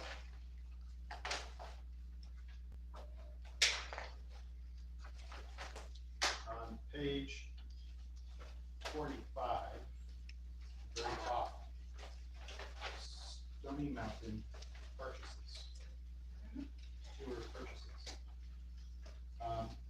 Here it lists supplies, training and travel education, $103. The supplies are both listed at $448 and $27.46. And I'm curious as to what are supplies? Sure, so if you, oh, I'm sorry. And what was the training and travel education required for us to go up to 29? Okay, so again, that's kind of a coding, and we code where we have funds, and funds kind of sometimes get shoved into a different bucket. If you look at the first two lines, the supplies, and if you look at it, purchase on account, water, and then / lunches for Stony Mountain, that water is, I believe, just bottled water that is required for certain testing done at the public works shop. So that is actually supplies for them. It isn't drinking water for the guys. It is used for testing. So these supplies were purchased for testing, not for the Stony Mountain supply. Correct, and so they're coded to water and sewer. Under supplies. Under supplies. Okay. And then the third line, where it's the 4630, training and travel education, in that fund, part of the budget, we have things like, this was specifically the lunches that were purchased. So it's kind of a training, travel, meals, it's all kind of lumped into that one category. And that is what those were. There were lunches pre-purchased for that 103.84 for everybody that day on the tour. All right, thank you. I'm concerned about what you just said. You said something to the effect of that certain things are tapped into under other umbrellas. Mm-hmm. And that sounds extremely concerning to me, that things that aren't under a certain umbrella are being tapped under another and then presented to the council as training and travel education. Mm-hmm. I would like to see more of an itemized list as to what these are and a more clear layout of this, because this is not clear at all what these funds went to and where they came from.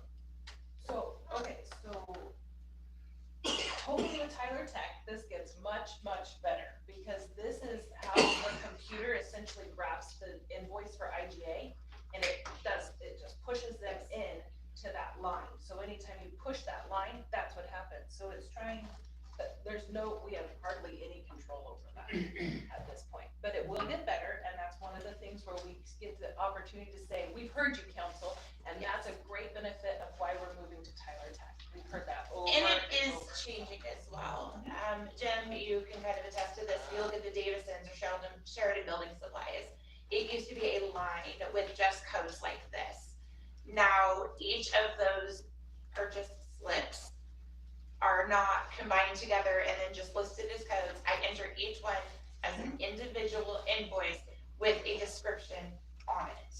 It is a lot more time, and sometimes you can't have a jail code for everything either. You would end up with just an infinite list of GL codes. What we can do is change the name a little bit moving forward. Well, in addition to that, I continue to make the same offer for council, which is the invoices sit out of being filed for a little while, and you are welcome at any time to make an appointment with Stacy and flip through them. Anytime. Thank you for that. I'm going to ask that we go ahead and move on to the next portion of the council that would like to talk about this, or we can. I just wanted to say, if you don't understand the general ledger and how it works, you don't have a lot of control on some of the finer details of the description. I mean, they're pre-plugged in, and you kind of have to use what the program has, and that's why the new program will give us a little more details and can customize it to us. That sounds great. And that is a big difference. The old General Electric didn't work.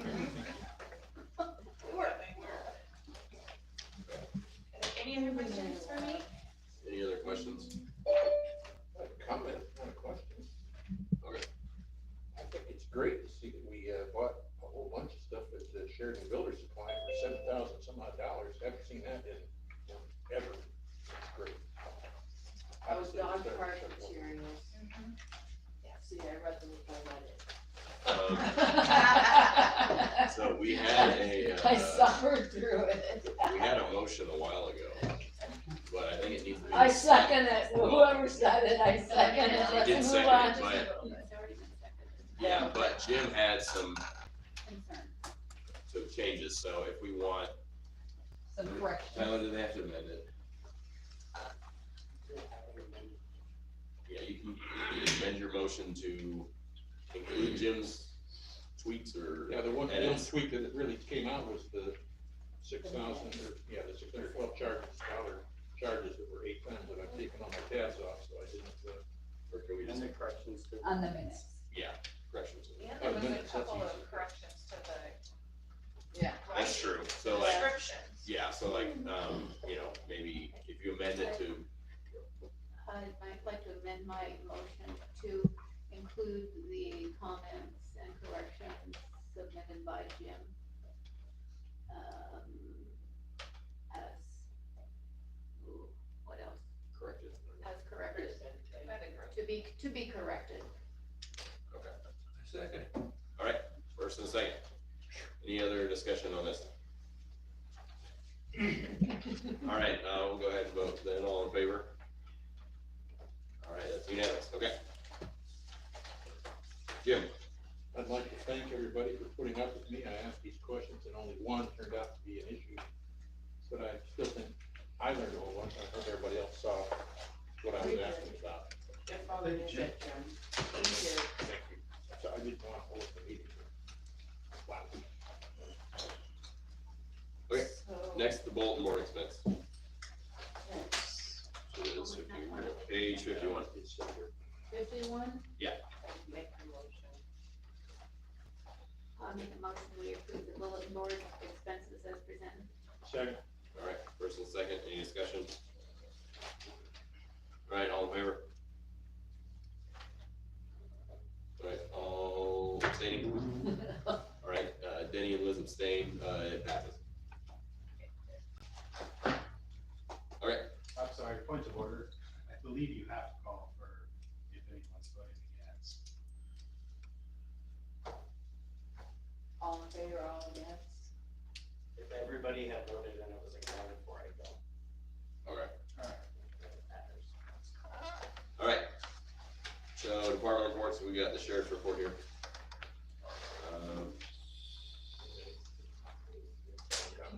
Jim? We've got a big jump in simple assaults, and it's not summer anymore, because we kind of joked about that this summer when those went up. It was hot out, people were testing, but this is for September, so it's a little bit of a surprise, and we're ahead of last year. I'm gonna take that back, I'm sorry, last year we had 63 by this time, so we're only 4 short, but hope they don't keep up. So maybe more people are calling Whitehall about that. I think, I have another email here. Oh. Okay, yeah, so it looks like they did include, yeah, that's what I was thinking. Okay, yeah, they did include last September's. Yeah. Stuff, which we don't need, but I can email the, So you have somebody on paper. yeah. 'Cause we don't have to see, in detail all the, it's from last year. Jim? One more thing I noticed going through your report, obviously, David, I didn't mark, there was definitely a speed trap set up, because they did a total of about 23 speeding stops, which is fantastic. A lot of them were down on West Main, big surprise, right? So, yeah, I just want to point out that apparently we've been listened to, and they are going after people, which is fantastic. Or the second one got fixed. Okay. Any other questions? commissioners, any questions or? Oh, no, sorry. Roxy? Okay. Okay, well, we'll move on to Public Works Director report, Okay. which is page 83. I have some updates or questions I was asked last time. The curbs on Sherman, that is a substandard street, so unfortunately, there are portions of that street that do not have any curbs, but do have blacktop. There are portions that have blacktop and curbs, but no sidewalk. That's probably where they're looking. And what happens over time if you don't have that sidewalk piece, especially garbage trucks running down the gutter rail, tend to roll that curb over. That's what's going on there, I would suspect. Okay, that's interesting. Yeah. Maybe we should talk to Recology about what they're doing to the curbs that the city is responsible for, I believe. There are quite a few other streets in town that have the same issue. Interesting. Maybe the next time they raise rates, we can think about that. The vendor list for mechanics was provided to Heidi. The asbestos bids are coming in. I got the last piece of paperwork today, and we already got one bid in for us across the street. And Civil West, the city engineer of record, is interested in doing a PCI for the city. And they do. What's a BCI? Pavement. Something index. Oh. Pavement condition excess. Okay, so Civil West would do that instead of this. Yeah, we had that here last time. Council wanted to get some more input on that. Right. Okay, so the first place I went was our engineer of record, and they thought they could do it for roughly half. Wow. But it is a different product, so, but we're gonna talk about them on Thursday. Okay. And then I'll be able to come back to council at some point. Dave will probably come back to council. We'll go that direction. Thank you. Anybody have any other questions? Jim? Right up top, the water leak on on Evans Street, did that get fixed? I mean, it said there was a issue with. Still not fixed. We still don't have the part in for it. It was actually back ordered before I even got here. Oh. So I did task him when I wrote this to find another vendor. So is it kind of just, I read, you know, the boil and everything, but is it kind of patched together so we're not losing too much water? Correct. Correct, yeah. Yeah, water's safe, yeah. Any other questions? Has the maintenance been done on the Stone Mountain Reservoir? The weeds, the trees? I know we had it on the schedule, and that's when the fire truck went down. So I will check and see if they've got it back up there. Thank you. Wait, One last thing. let me get the end first. Go ahead, Jim.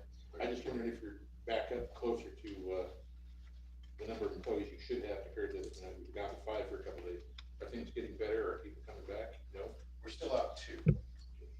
So, but they'll be back within the next few weeks. And then do you have an update on Jake? I know you had a pretty serious injury. Well, that's an HR issue. Okay. That's a HIPAA violation. Okay, no problem. I don't know how we do. Do you tell them the date when he's returning? We don't know for sure. We haven't received the confirmation. Okay, yeah. So, is it the case that water is pumped from our station out, the bulk, is it called Balsam, the yes. station, into the reservoir that's, or not the reservoir, the park, the Southside Park area, the water. pond. The pond, yeah. Absolutely, yes. So, and that is treated water. That is distribution water. Okay, so it's just Treated. there's chlorinated water going in there. Absolutely. Okay. Is that metered? Yes, it is. Yeah, sorry, Danny, I just asked that today. Didn't get back to you. Jim? Oh. Anybody else? Thank you. Okay, all right, thanks. Okay, next we have Glenn, I think she's on Yeah. Zoom.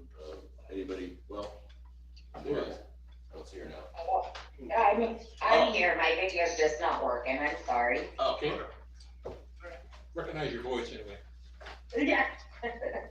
All right, any questions? Good. I did first want to let you guys know that one reason there is not computer uses available for you this month was we are having an issue with our management console that runs our software for our public access. computers, and we are waiting on CCRLS to get us the correct cord to rehook up our monitor so that I can pull those back. Okay, thank you. Any questions for me? Just a comment, it looks like you're doing really well with the total circulation, despite being closed for a few days. It's pretty impressive. Also, the meeting room uses shows that meeting room has a good sound usage that the city does use. Yes, it gets used quite often. Gwen, the total circulation, is that just coming out of our library? Does that include the items that we send out to other libraries? No, that is just what we do from our circulation computers in our library. Okay, so we've sent out though 700 items to our other CCRLS libraries. Correct. And we eventually get those back. Okay. Yes. Okay. Okay. Any other questions? I was at the pumpkin painting, Ray was there. She had fun. Good. I didn't paint. I watched her. I tried to keep the paint off of her, but Damage control. It didn't work very well. That's always a fun program. Okay. All right. Thank you, Gwen. Yeah, Thank you. Thank you. Okay. Code enforcement. Any questions on this report? Angela's been busy. Yeah. I'd like to just congratulate her, if you pass that along, Heidi, what a great report. I can't find any questions to ask. Breaking it down for us, conditioning, and let us look through and see what's what, it's fantastic. Thank you, Oliver. Any, Ian, do you have something? Yeah. It seems like Angela's done a fantastic job with the city, and she's a lovely person. And I know she's doing some other things, kind of like bring people together and stuff, which I love. For instance, the dog vaccination program. Can we start to see maybe what she's working on in these reports at some point? Or is that something you guys would like to see? Like, it seems like she's working on several things. I saw her at the Chamber of Commerce. Like community projects type stuff? Yeah, the turkey trot, right? Yeah. The community outreach piece. Yes. Yeah, she's doing a great job with that. So maybe we can get that in here too. Any other questions, thoughts on this part? Okay. We'll go on to city reporter report, which is page, it starts on 123.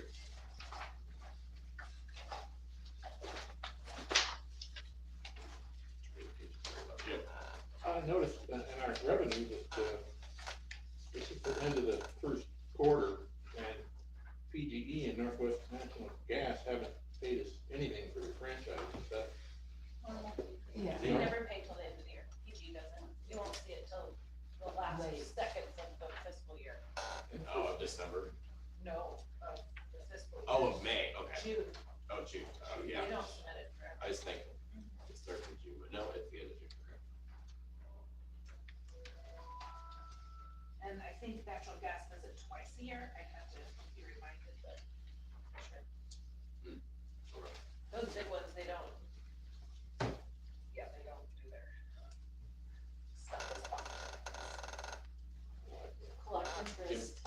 I can, Doing fantastic on our miscellaneous interest in the water fund, $48,565. That's fantastic.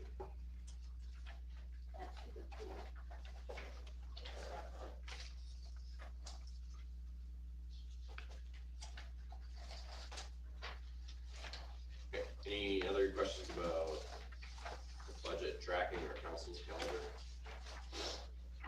I don't know if it's related, we got the thing for the Emerald County dinner, that's November 6th. That's what I was gonna comment on. I can't make it to that. So I don't know if somebody else wants to kind of give a update on what the city's doing, I can always wait with that. If you like, I'll be happy to. Okay. Ian would be bringing the guests. Yes. on 7th of November? That is because we'll be in the middle of our Tyler Tech implement software and the beginning of this software implementation, and they have to do what's called a data pull, and we have to hold. Can't be pulling in more data while you're trying to put the regular data in. We can't post for the 23rd and the 24th of this month, this week coming up, because they're doing big data pulls for utility billing. Okay, any other? Okay, we'll move on to the city planner report.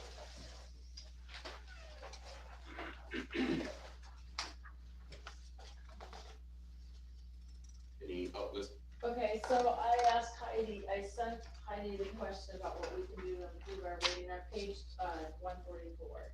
So what we can do to improve our FEMA community rating system. And, you said we had a good rating, however, the lower the rate is the better rate. So 8 is not good. We're number 8, but Liam said it's like golf rules, lower is better, so an 8 is out of 10 is not a good rating. So I really think we should look and talk to Liam about what can we do to improve that rating? Is there any, I know we have a river and we can't get rid of that, but so I can tell you a scary one to improve our rating is to basically say no downtown development at all. That improves our rating. Roseburg did that. Well, we've already done that, the buildings are empty. So Right, we should have a better rating. But what we're saying is that if somebody comes into the hider, they gotta leave it that way. Oh, I see. They can't touch it basically. Really?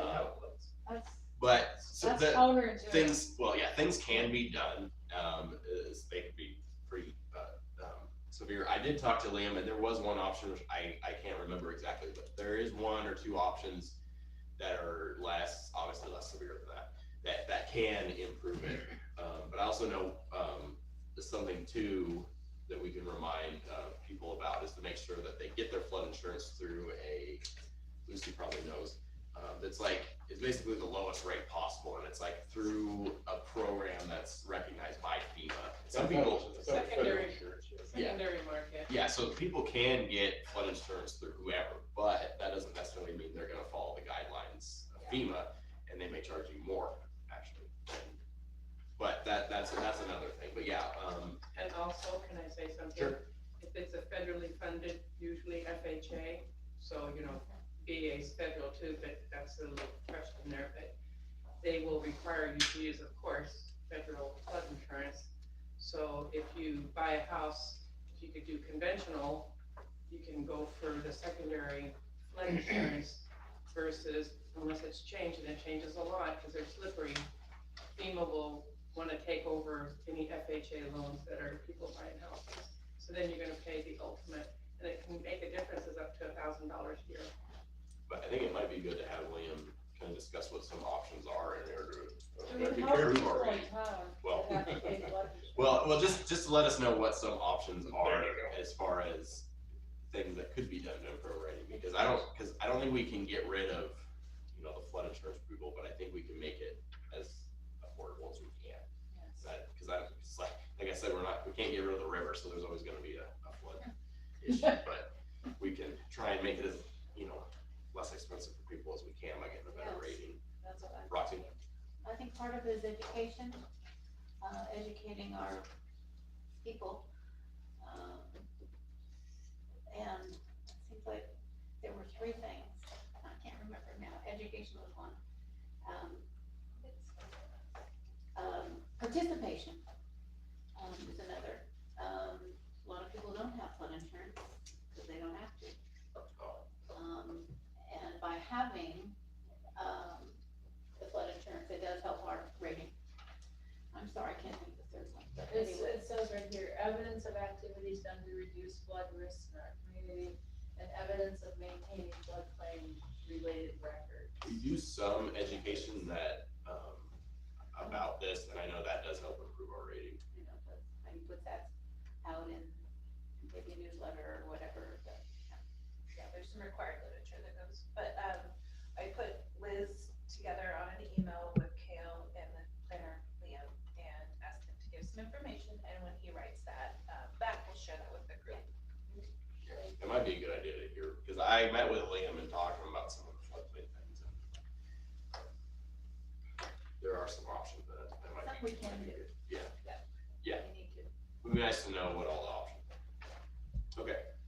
Anybody else have other thoughts on I'll say, that? just whatever it's worth, if you own your home outright and don't have to have flood insurance. Right. If you refinance and it's not an FHA loan, they probably aren't gonna require the FEMA flood insurance. So when you look into doing those kinds of things, make sure you figure out what kind of loan you're gonna get. Okay. Living up there on the hill, you don't need flood insurance up there, I hope. You know that I'm in a 100-year floodplain, but it's only the 100-year floodplain that requires flood insurance. So it's very important to tell people all of Sheridan's in a floodplain, since Noah. And, but if you're over the 100-year, that's when it's required to pay flood insurance. I don't think Okay. it's the map. You're probably in a 300-year. Okay, so next, if everybody's done with that one. Okay, attorney report. No, you just, got back, so you go right in. I would say this year, that's the report, right? More enjoyable than work.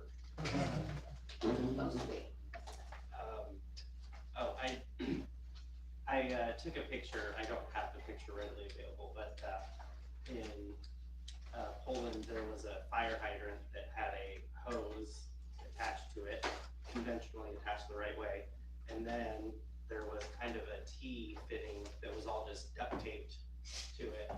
And so I made my wife take a picture of me pointing at it because I thought it was funny.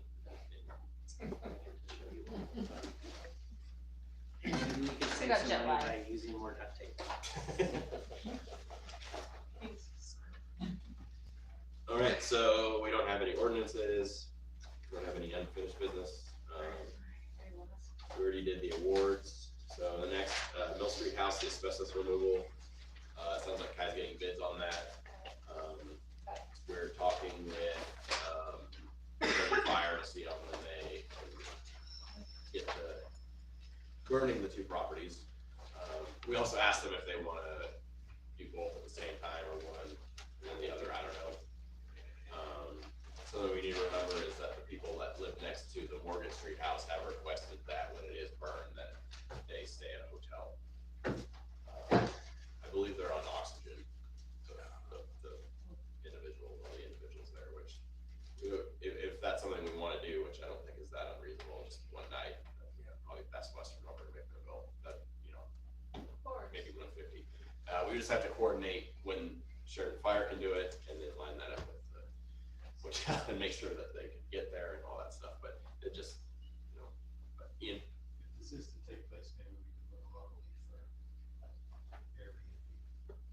Oh, yeah, I guess I don't think about Airbnb being in town. Well, we have to be careful because they have to have a home occupation usually, so I don't know that we have any. I'll look into that. I'm not. I used to think we have any home occupations. I used to have the only Airbnb in town. Do you? You did? No, I don't do it anymore, but I There's did. one out past one of mine that used to member of the same conference.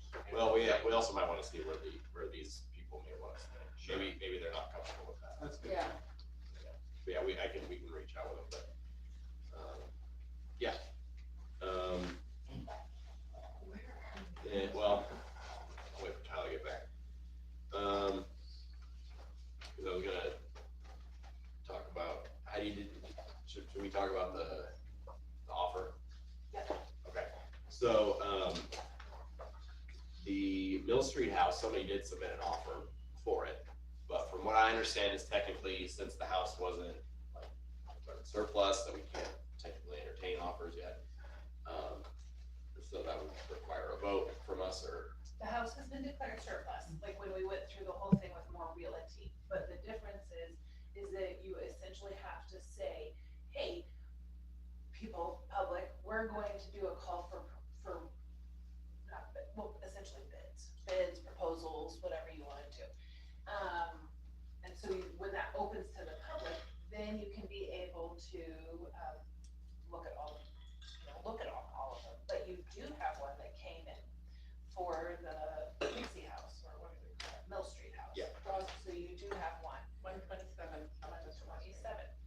so I was just gonna share that. I'm not sure if anybody wants to do that, if we just want to continue to go on the burner, but, I just wanna let everybody know that we did receive an offer. Liz? I thought we voted on burning them both down, so. Right, we did. I just wanted to share that we did receive an offer, Yes, if anybody was interested in. What's Tyler's here, so Tyler, we had a vote, and we voted to burn both houses down, so now we've got a bid that came in, so what, how does So, that work? we got technically an unofficial bid because we aren't accepting bids. I was just sharing with the council that somebody did submit an offer, but we can, I mean, it's been voted to burn, so we're just gonna ignore it. I just was gonna share that if the council wanted to entertain bids or offers, that there's a process we would have to go through in order to do so. I can't just hand you an offer and say, look, somebody wants to buy it. There's an extra step. But I assume council doesn't want to do that and wants to continue the course for burning. I just wanted to share. I just didn't, I just wanted everybody to know the information I have. In The Mill Street house and the one next to it and all those properties, we need to make a decision, and it needs to happen quickly, because this stuff is just an ongoing issue. People are still, they've lost trust in the city because something hasn't been done. I'm fine with our decision of burning it. However, if we're going to wait until the burning season, which I'm sure is some amount of time from now, maybe we should decide to entertain an offer, because if somebody's gonna offer us a giant pile of money, I'd rather have a giant pile of money than a parking lot. So maybe Well, we you'd could have do both. you'd have a giant. It's not a giant. I'm just laughing at your thing. You'd have I would rather have a giant. money and then. What I'm saying is, can we do both in the sense that we can continue with our plan, remove the asbestos as if we're going to burn it, and say, sure, yeah, we'll accept offers.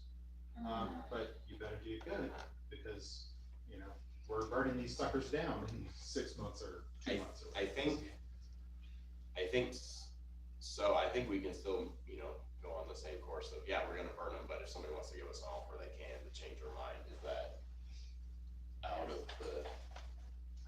not acceptable, or? We could do that, just anything like that will take staff time. And I think if the concern is confusing messaging to the residents of Sheridan, then that makes it especially confusing to say we're still gonna burn it, but also Who wants to buy give us it? an offer. Not that we can't do Yeah. it. Any? Well, we have friable asbestos over there right now, broken siding on the ground, so we're in a little violation situation right now. And along the way, you can go over there and pull nails out of the siding. The siding's gonna fall off as the weather changes, more wind. It's just, again, we're in violation, and here we're out doing code enforcement. So, I think we need to move ahead. We've been kicking this dog around for about 2 years or better. So it's time to let the dog go. Lucy?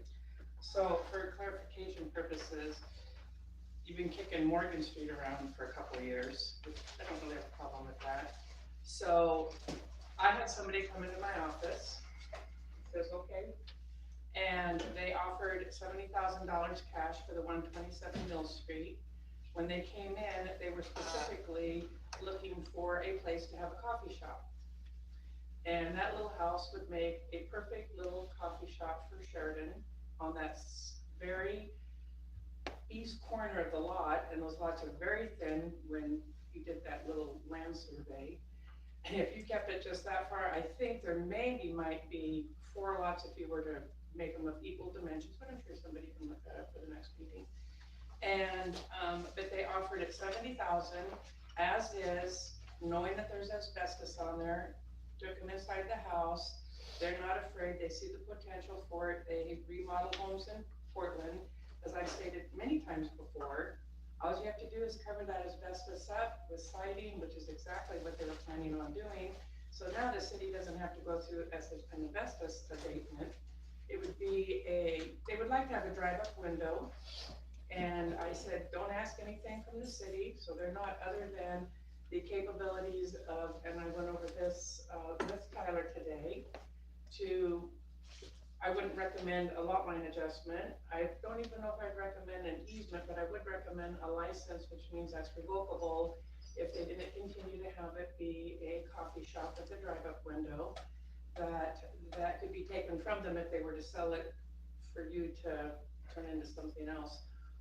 And if we keep the rest of that lot for parking, which would be very useful for the Riverside, future of the Riverside Park, and or down the road for possible extra parking for the City Hall, you would be able to have a coffee shop that would be definitely used, I believe, with the fire department, with the police department, with the city, with the banks, and with the young kids downtown.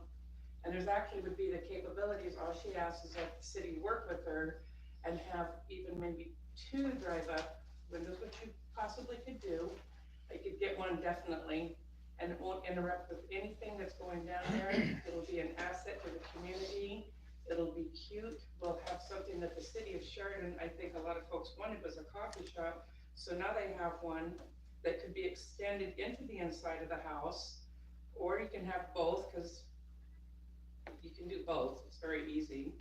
And the back where the garage used to be, and Provoking Hope is going to use it, could be added on later for a place to have a business meeting or anything like that. And she is not afraid to take those on because she's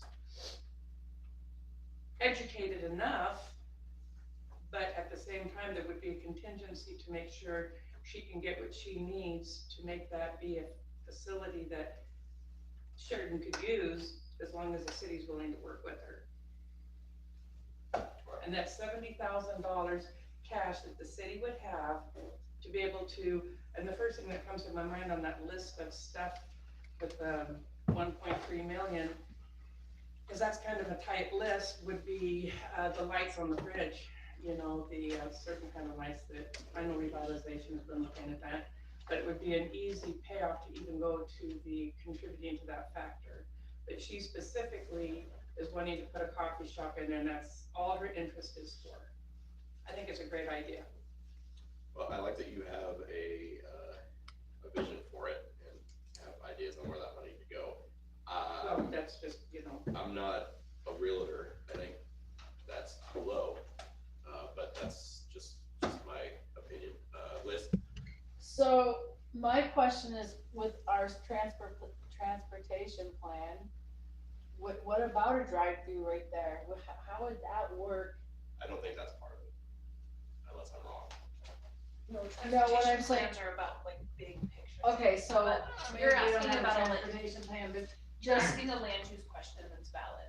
okay, so that's what I'm asking, like, if we put a drive-through right there on a pretty busy street, how is that gonna impact the flow of traffic and things going on? That would be my concern. The traffic's gonna come down the alley, and there's a side, there's almost a window that almost looks like a drive-up, unless you wanted to use the other side. Wait, And the alley, you mean This alley, this? behind First Federal, Okay, okay. and if you were coming from Center Market to Mill Street, it's not gonna impede any traffic any more than Hurricane, because they come off the lot the same way.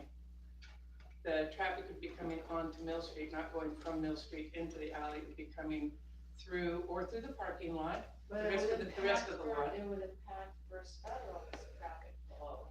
You can get, right now, there's 2 cars parked in the parking, but you have to take a look at the property. I've looked at it.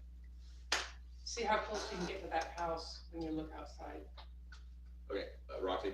I'd like to stay on task and suggest that we continue to remove the asbestos, go through with this process and decide the other issues after the asbestos has been removed.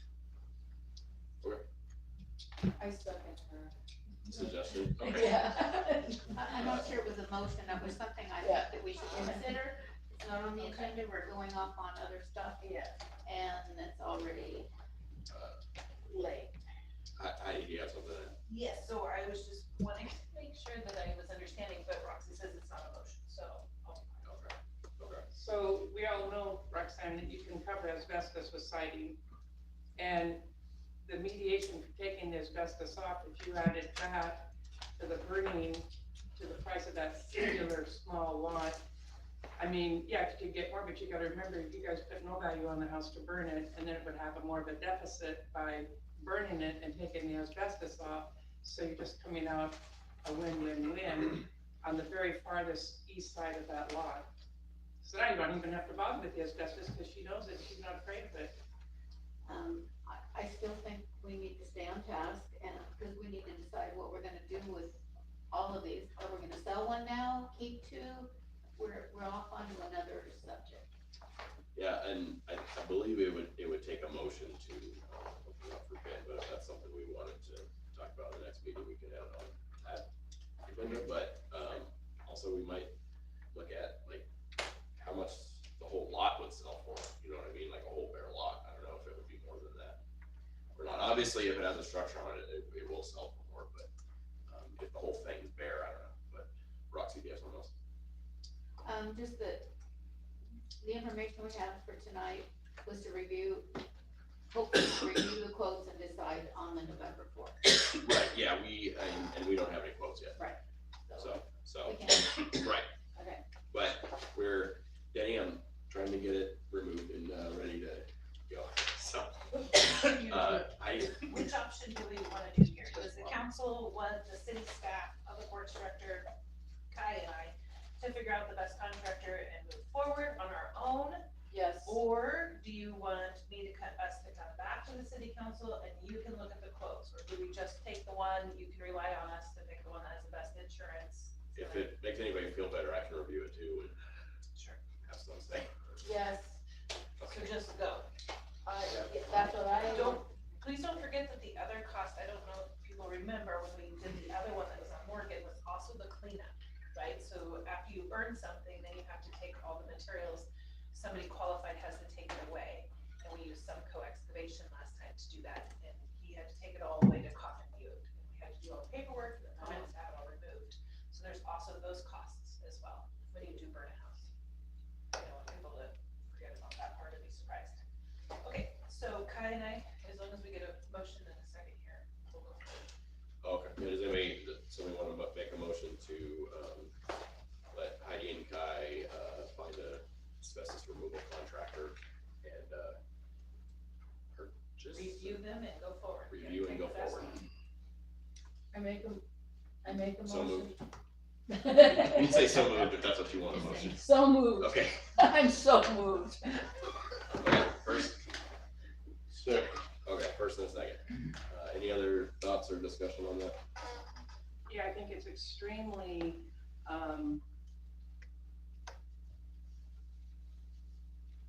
not thinking things through, for the public to even be able to make a decision on that house. Because I think everybody would enjoy having that, minus the cost of all the money, and the lot's not that big when you sell it as an empty lot. And it's just saving you a lot of expenses from traveling and asbestos, and it would be a great asset to the city of Sheridan. I just think it's very, well, I can't think of anything better than foolish to not entertain the fact of having that building revived. And if it's a parking lot for the rest of it, it couldn't hurt because it's on the far east corner, it's not gonna hurt a thing. But that's my stand on it. Any other discussion? Can the motion be restated, please? So moved. Liz, do you want to state what I said again? I make a motion that Heidi and Kai look into asbestos removal, pricing and find what they feel is the best, price and move forward on it. Good. Second. Okay. Any other discussion? Okay. All right. I'll just say real quickly, I would support us entertaining bids, but as long as we're on track with the burner until we get a legitimate bid, that we might want to consider.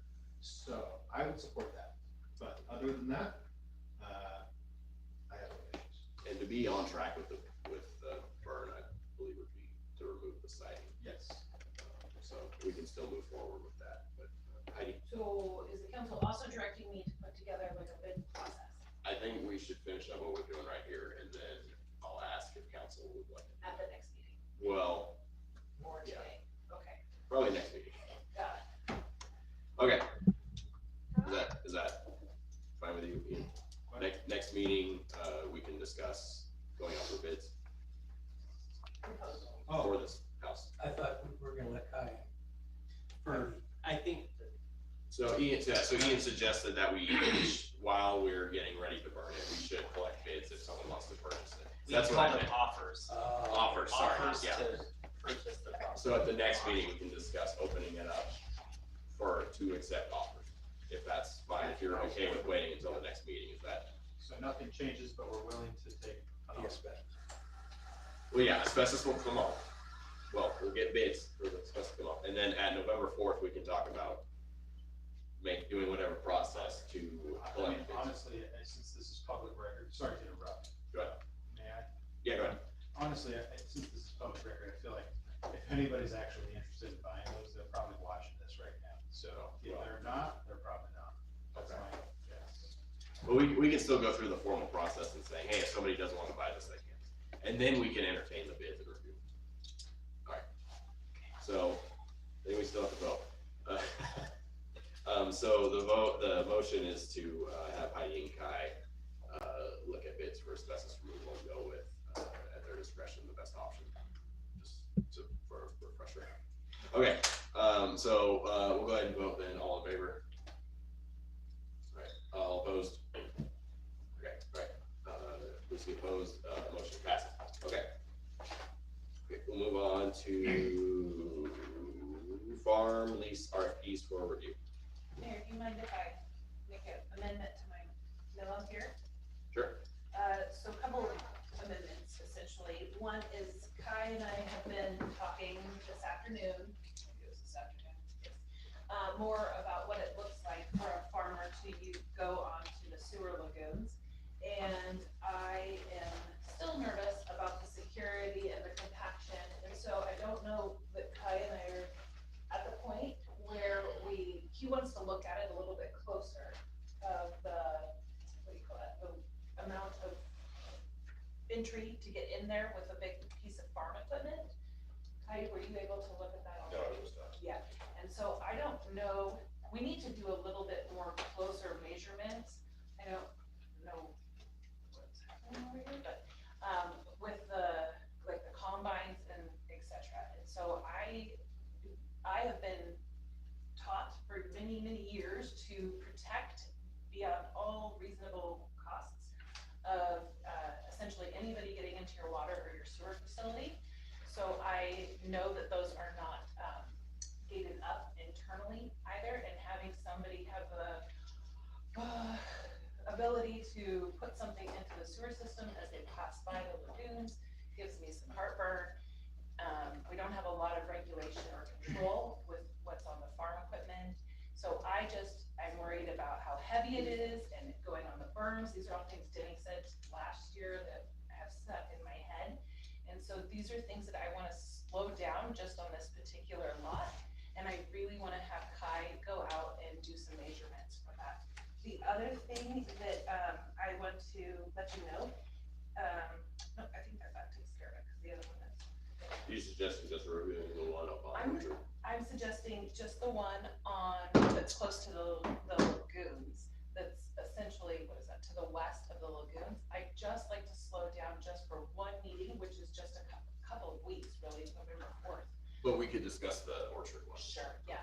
You may want to put the proposals out together, or you can do them separately. They shouldn't be considered to be dependent upon each other. But I do want to just ask the council just to wait for one more meeting before we ask for bids.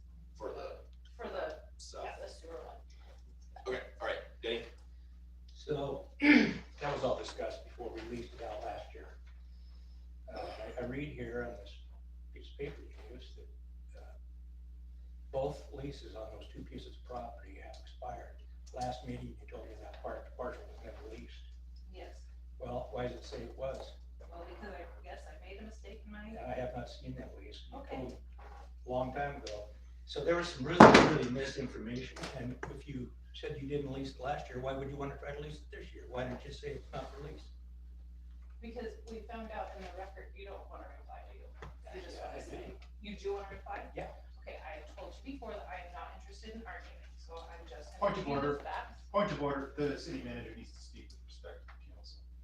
The council is a representation of the people, and I won't stand for that, the way that you're speaking today right now. I think Denny is a grown person and he can speak for himself. Hey, point of order, I won't have you speak to me that way. I won't So, have you speak to me with this way respect, either. please. Thank you. Okay, Denny, I believe you wanted, Heidi to. Yeah, would you please explain that? I'm sorry, I don't remember your question. at Well, it this point. says here The you leased it interruptions. out, and the lease expired at the end of Yes, October. we talked before that I had made a mistake. That's not what this says, but okay, that's fine. So I think what it sounds like is that I made a mistake on there. I don't think any money changed hands. We didn't No. get any money for the lease. It wasn't farmed, from what I understand, so. But it wasn't mowed until the middle of July, and everything around it was mowed. The whole lagoons had been mowed. We waited until the middle of July when it was a fire danger, it was taller than heck. You know, always in the past had been mowed when the rest of the stuff was mowed, but it wasn't this time. Don't know why. I thought it was leased. That's probably why. Or I would have brought it to the attention earlier. But I've never been told it There's a wasn't. fire. We were told it was leased. Yes. Okay, yeah, so that would be, I guess, a question for Public Works, why was it mowed sooner? It was still within their, well, it wasn't leased, so it was at that point their responsibility for the mowing of that. Okay, all right, Liz? But I wanna piggyback on what Demi just asked. If you thought it was not dangerous or whatever, I don't know the reason, cause we didn't hear your answer, and I still would like to hear that.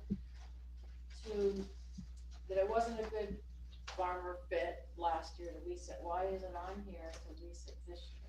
I think it's because we thought it was already leased, so I think we just wanted to just give input. It's still dangerous, so it's, as long as we're fine with it not being leased, then I think it won't be leased, but, it sounds like there was some major miscommunication last year where that, Heidi, and we all heard the, dangers of it, but it sounds like we gave Heidi the go ahead and lease, but she had it that we didn't want to be leased. And I guess that was because of the dangers that were brought up, but, so it was not leased. So if we still don't want it to be leased, then it doesn't need to be leased. But, that's up to council. So, Jim? You said it, major confusion on what we were talking about last year with these leases. I thought it had been leased because Mr. Bryant got his lease, and then these two were available, and I thought Mr. Lippert took them both. I could be wrong. Could we go back and check the tapes, read the minutes, whatever it takes? That is what the confusion was about. The council voted to give these two parcels to lease, and Heidi misremembered when she was communicating with the Levens and only communicated with them about the parcel on Orchard Street. Okay, so in essence, this was never leased. Is that correct? That is what was communicated to the Levens. Lizzie? So moving right along, so 401 or 1491, the one on Orchard Street was rented and it's up. The other one wasn't. If a farmer wanted to lease it, because you don't really know what they want to put on there, depends on the crop they want to put on there. I think if you find somebody that wants to lease it, you should look at it, but you know, a disclaimer to the farmer, and the farmer ought to know what he's doing is, you know, as I say, buyer beware. You know, I'd like to go out and see the slope of the land. I know it's not a cow face, but I could be wrong. So before I made any decisions on that, I'd want to look at it myself, because once again, I'm not familiar with that property. I changed my answer at the last minute. And I would like to be able to preview that as a dangerous type of a parcel versus just the kind of crop that a farmer might want to farm. And some farmers don't farm like other farmers do. Once again, you should leave it up to them to make the decision and don't choose for them. So I don't got a problem with it. I mean, the fact that Mr. What's his name, you know, farmed one and didn't farm the other one, is that correct? Yes, because I told him that the other one. It's okay, you don't have to go into that for me. I would like to take a look at that property before I decided not to farm it and have the city mow it, because if the city can mow it, a farmer can probably farm it to some degree for something. And something's better than nothing. And once again, they're taking on all the risks, so I don't really know if they sign a disclaimer that Tyler would probably have, then do it. I don't know, Roxy, Liz, who was first? Go ahead. Roxy. Well, I'd like to have Kai look at it, because I am concerned, I'm like Heidi, I want to protect our resources and our, lagoons. We've got, you know, sprays, they got diesel, we've got, I mean, there's all kinds of things that could happen. And it doesn't do any good to have a disclaimer fee if an accident still happens. We still got the problem. So I would just, I'd like just a little more information from Kai. And then maybe we can base a decision on some information that we get, whether we decide to lease it again or not, lease it or not. Okay. Does anybody have a problem with the orchard lot? No, But is We that, go ahead. So what? the one for the athletic? No. Oh. Well, that was one of the possible locations, but it's kind of been determined that's not Okay. suitable. But although it does sound like we want to go out for RFPs for both locations, if we are gonna use both locations. So we can wait and see what Kai's recommendation is. Lucy, you can go take a look. Right, because he would also be able to say, stay 100 feet away from the east border or the west end of the lagoon. He would also know what you would be able to do to put on it. I don't know if it's even been farmed or if it falls under organic classifications, which would make somebody else very happy. So I don't even know what its history is for being farmed or anything. But certainly Kai could put the recommendations on it, at least that part facing the lagoon. And according to this map, it's pretty big, and there's just a short section that, I mean, you know, and then I'd like to go out there and take a look at it too. Okay. So I guess we can just have this be unfinished business for next meeting, if that's all right with everybody. We can review it again next time. Okay. Right along. All right. Council of Governments. Yes. So I believe Heidi sent out an email regarding the new proposal. I believe in her report, it's had kind of an estimate, but I believe the quote is 5,000. I thought it was 490 something. 4,000, sorry, 4,900 something. Okay, so it's for 5,000. Oh, no, I think it's a not to exceed. Not to exceed. Okay. So the It actual. was less. Jack's quote? Yeah, Jim Jackson. Yeah. Yeah. So it was like not to exceed 5,000, but his Yeah. quote came in at Not Under. yeah. under 5,000. So, so if that's something we want to do. Oh, here it is. Estimated total $4,839. I think if we budget for 5,000 for this work, we will be in a good place. And I just wanna say this is an amazing price. Usually these things are 75,000 plus. And so the Council of Governments is a very good entity to use for this work. Jim Jacks did the first one, and so we have a very good base and we have a very good opportunity to work with Jim. He knows a lot about this, has a lot of the specialized knowledge that would apply to this. So I highly recommend using, taking advantage of this, because they're also using some other grant money that they have to supplement this budget. Roxy? I'd like to make a motion that the council approve the COG update to the 2014 Parks Master Plan as presented. I second it. Second. All right, first and a second. Any other discussion on it, Jim? The bid we got from Jim Jackson is 4839, is that right? I just read Okay, so why don't we change that 10,000 in this discussion down to 5,000? He can, slip a little over, but he can't slip over $5,000 more than we were thinking. Yeah, that's what we did, we just accepted the quote that came in the email, right? So I think what Jim's asking is if the motion could be, not to basically add on the end of it, not to Yeah, exceed $5,000. And what she said as presented, it's like it should not exceed 10,000 under one. Oh, Yeah, I guess- presented in the memo. I guess it depends on how you look at how it was presented, whether or not it was in the email or there. So Roxy, I guess if you want to amend it to not exceed 5,000. I'd like to amend the motion to approve the COG update to the 2014 Parks Master Plan to, change not to exceed $5,000, but maybe less. Yeah. Okay, first and second. Any other discussion on it? Okay, all in favor? Alright, that looks unanimous, okay. Okay, now, city manager report. That's on, I think, page 193. Oh, 195. Oh, okay, yeah, 195. Any questions for regarding the report? Yep. When was the original contract with the Delphi folks signed? Many moons ago. Long I don't know.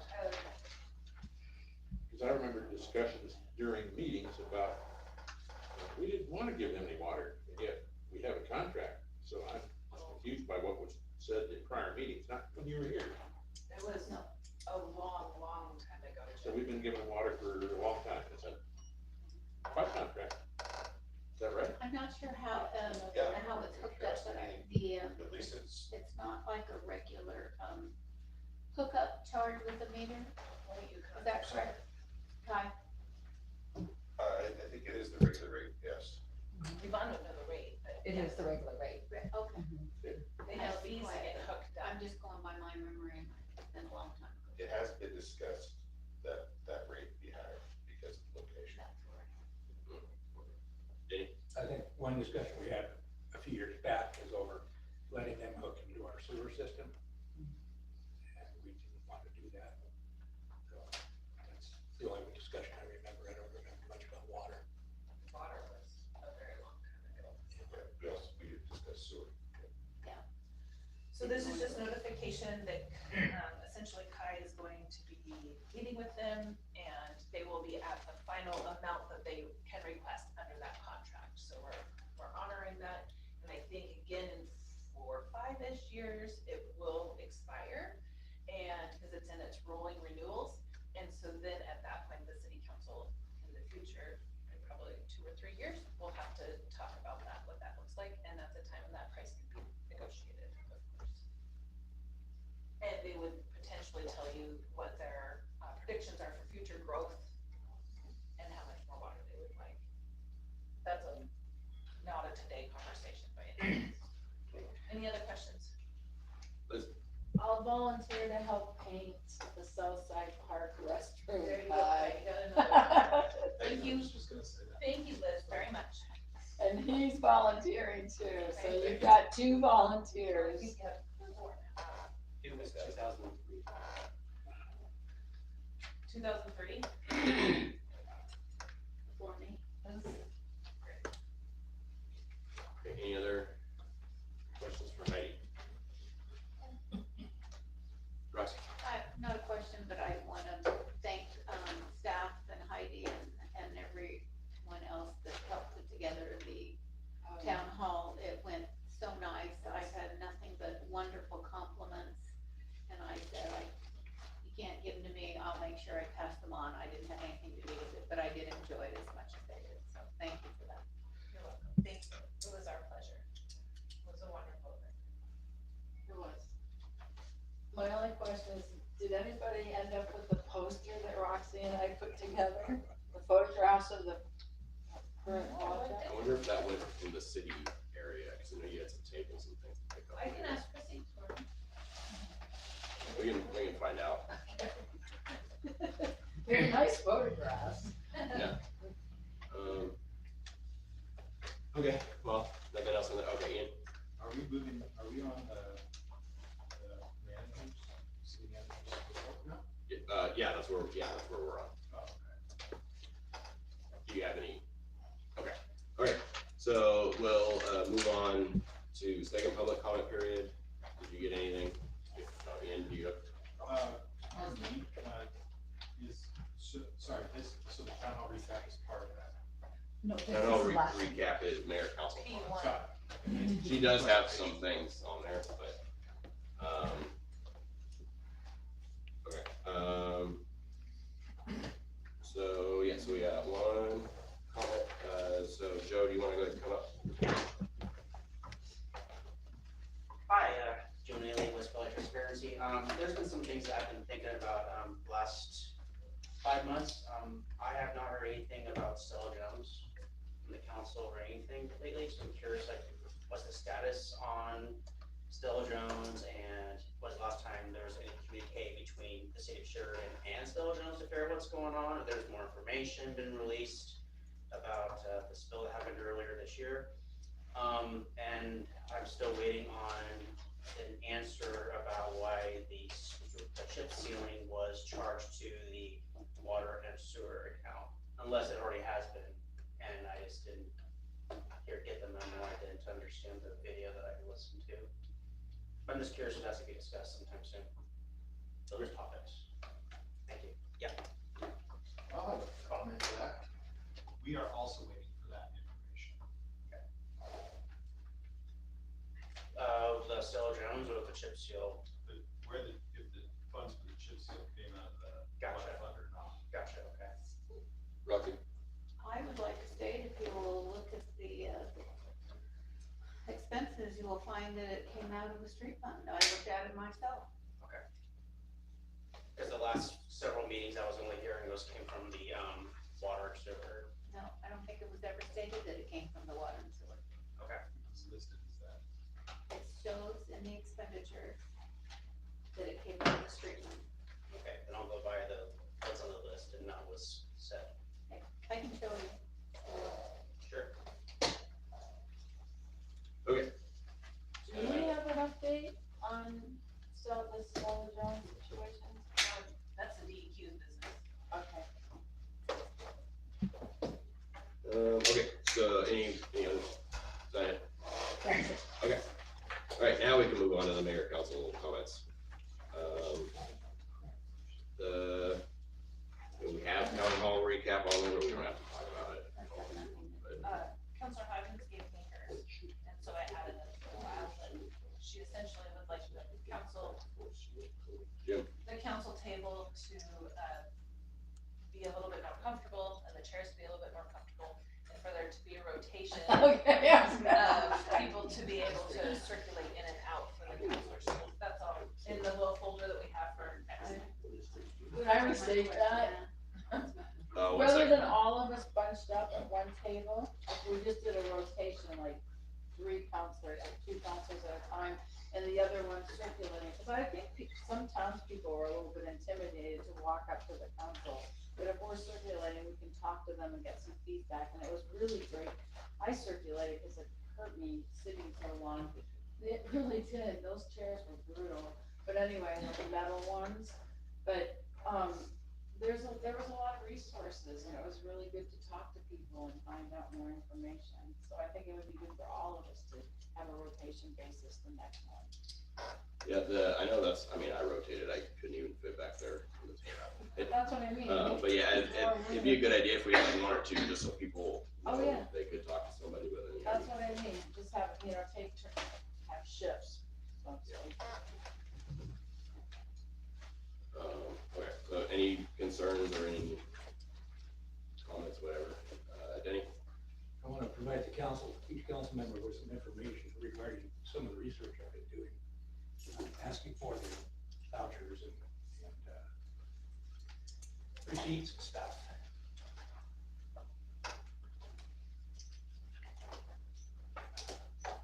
Excuse me, I'm not walking too good tonight.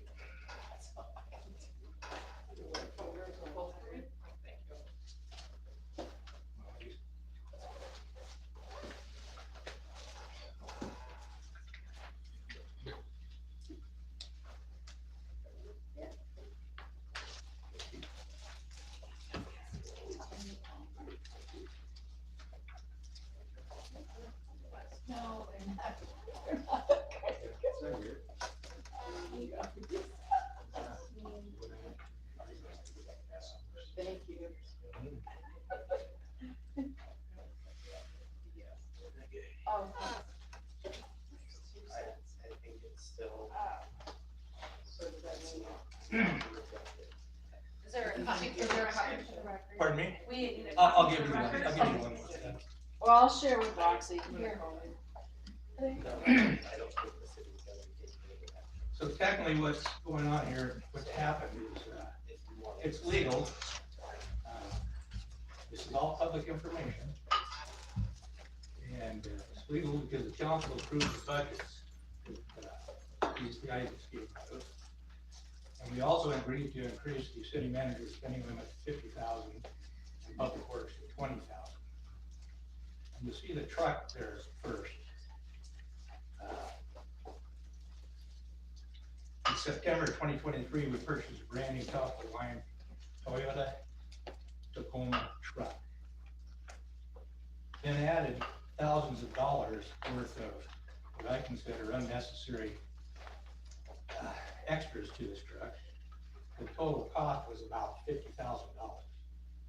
If you look, the voucher was for $41,407.22 to purchase the truck. Then we went on to put another $8,000 worth of things on this truck. Number one was, we did a lift to the truck, 3.5 inches. And then put bigger tires on it. This truck only had 390 some miles on it. But these tires that were on it were top of the line tires. They didn't need to put bigger tires on it. So with the lift going on this truck, then, it's pretty funny, we had to put these steps on the side. Those steps were very expensive.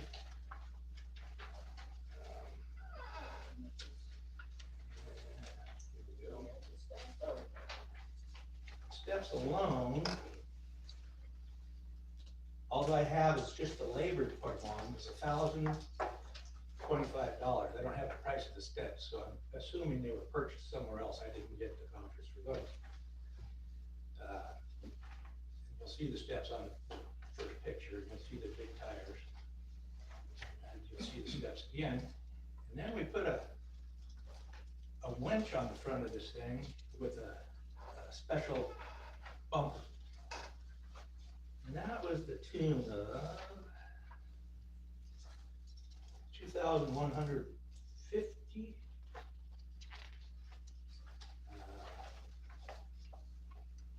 There's another $1,350, and I don't know, that's a 3.5 inch lift, that costs $1,300. Installing bumper, winch, and lift, and toolbox. Line 2 wheels, headache rack with bars, mesh, and toolbox.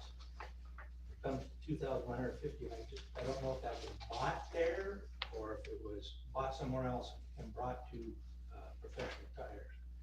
That total right there alone came up to $8,377. And I don't understand why this stuff was done to this truck. It was a pretty top of the line truck. It can't be because we needed 3.5 inches more clearance, because I took my Toyota Camry up to Stony Mountain before. That doesn't have hardly any clearance at all. So that was kind of, I don't know, shocking to me that we spent that kind of money. And again, that's not all of it, but just recently, let's see, this was in April 2024, put a $633 light bar on the top of the truck.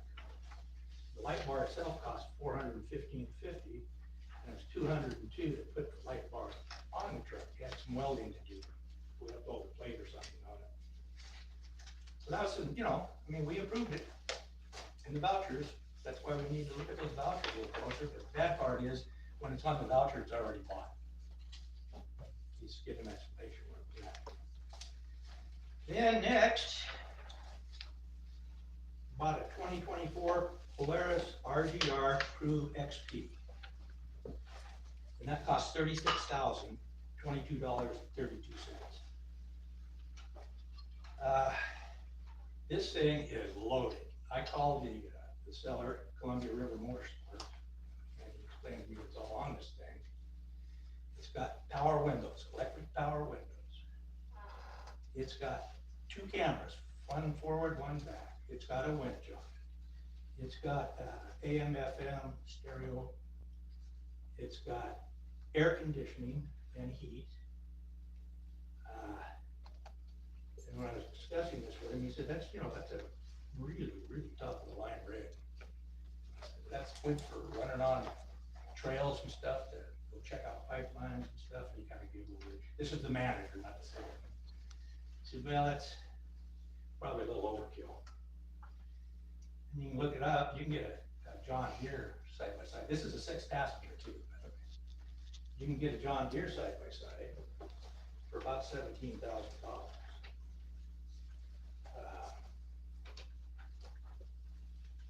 This thing has the winch. It has what they call premium Pro Shield cab and doors with power windows, tip out windshield, heat, AC, defrost, fancy seats. Premium steering wheel, interior accents, fancy, some kind of Polaris Plus electric system, I don't know. GPS, it's got a GPS too. And then the radio is Bluetooth. And it just seems to me for a work vehicle, like both of these work vehicles, they're supposed to be work vehicles. Not something your little 20-year-old son wants to drive around and play with. But, I haven't yet to cap eyes on this Polaris. I haven't seen it. The other one, right side by side, we have, I used to see it going around town quite a bit, but I've never seen this one. And I'm around a lot now. But anyway, I just want you to be aware of what has happened here. And the reason we spent almost $86,000 on this 2 vehicles. $86,000. Can you imagine $86,000 sitting on the table in front of us? Is that how you'd want to spend it? On an extravagant, fully loaded truck and utility vehicle? It's to me, that's not a very good taking care of people's money. There's a lot cheaper ways to go and should have been done. But it looked like the council wasn't respected enough to warrant a discussion even before the city manager purchased these extravagant vehicles, because increasing their spending limits and consulting us was not an issue, it's not required. There is a solution to this though. We do have these vehicles we already bought. They're ours, we got them. But to keep something like this from happening again, we need to cut the spending limits back to where they were, $1,000 for the city manager, and $500 for public works. And any violation of these revised limits would result in immediate termination for cause. We, the council, are responsible for approving the changes that allowed this to happen. We did it to ourselves. Our city manager should have been more transparent, more considerate, and more respectful to us to let us know what was going on. That's all I got on this one. I have a bunch more that when we get our committee going, a bunch more expenditures that are kind of interesting. Thank you. Liz? Well, you're kind of beating a dead dog because these were already purchased. However, we all agreed as a council to increase those spending limits. And there was good reasoning as to why, because things are a lot more expensive now, and Public Works needs to be able to buy a part in an emergency, so they need an increased spending limit. Heidi needs to increase spending limit for the same reasons. I understand this, but who approved these expenditures? Did you, Heidi? For both these, the truck and the Polaris? This is the first time I've seen this information. I have not been able to have time to prepare for a response, so I would like time to prepare for a response. Jim? Well, but you just said this, I understand that when we, during that meeting, I expressed some apprehension at raising the limits as high as those were. And we went ahead anyway. That's not a complaint, I mean, that's just what happened. But now, nobody has any ability to buy anything above $50, and Heidi approves everything. So, you know, we went from, they had a $20,000 limit at the top of Public Works down to nothing, and city seems to still be running, I'm assuming. You're probably doing a lot more approving of, things to be purchased, I guess. Is that right? I mean, I didn't know if, yes, I mean, I haven't had a chance to prepare. I'm not even talking about this stuff, just in general.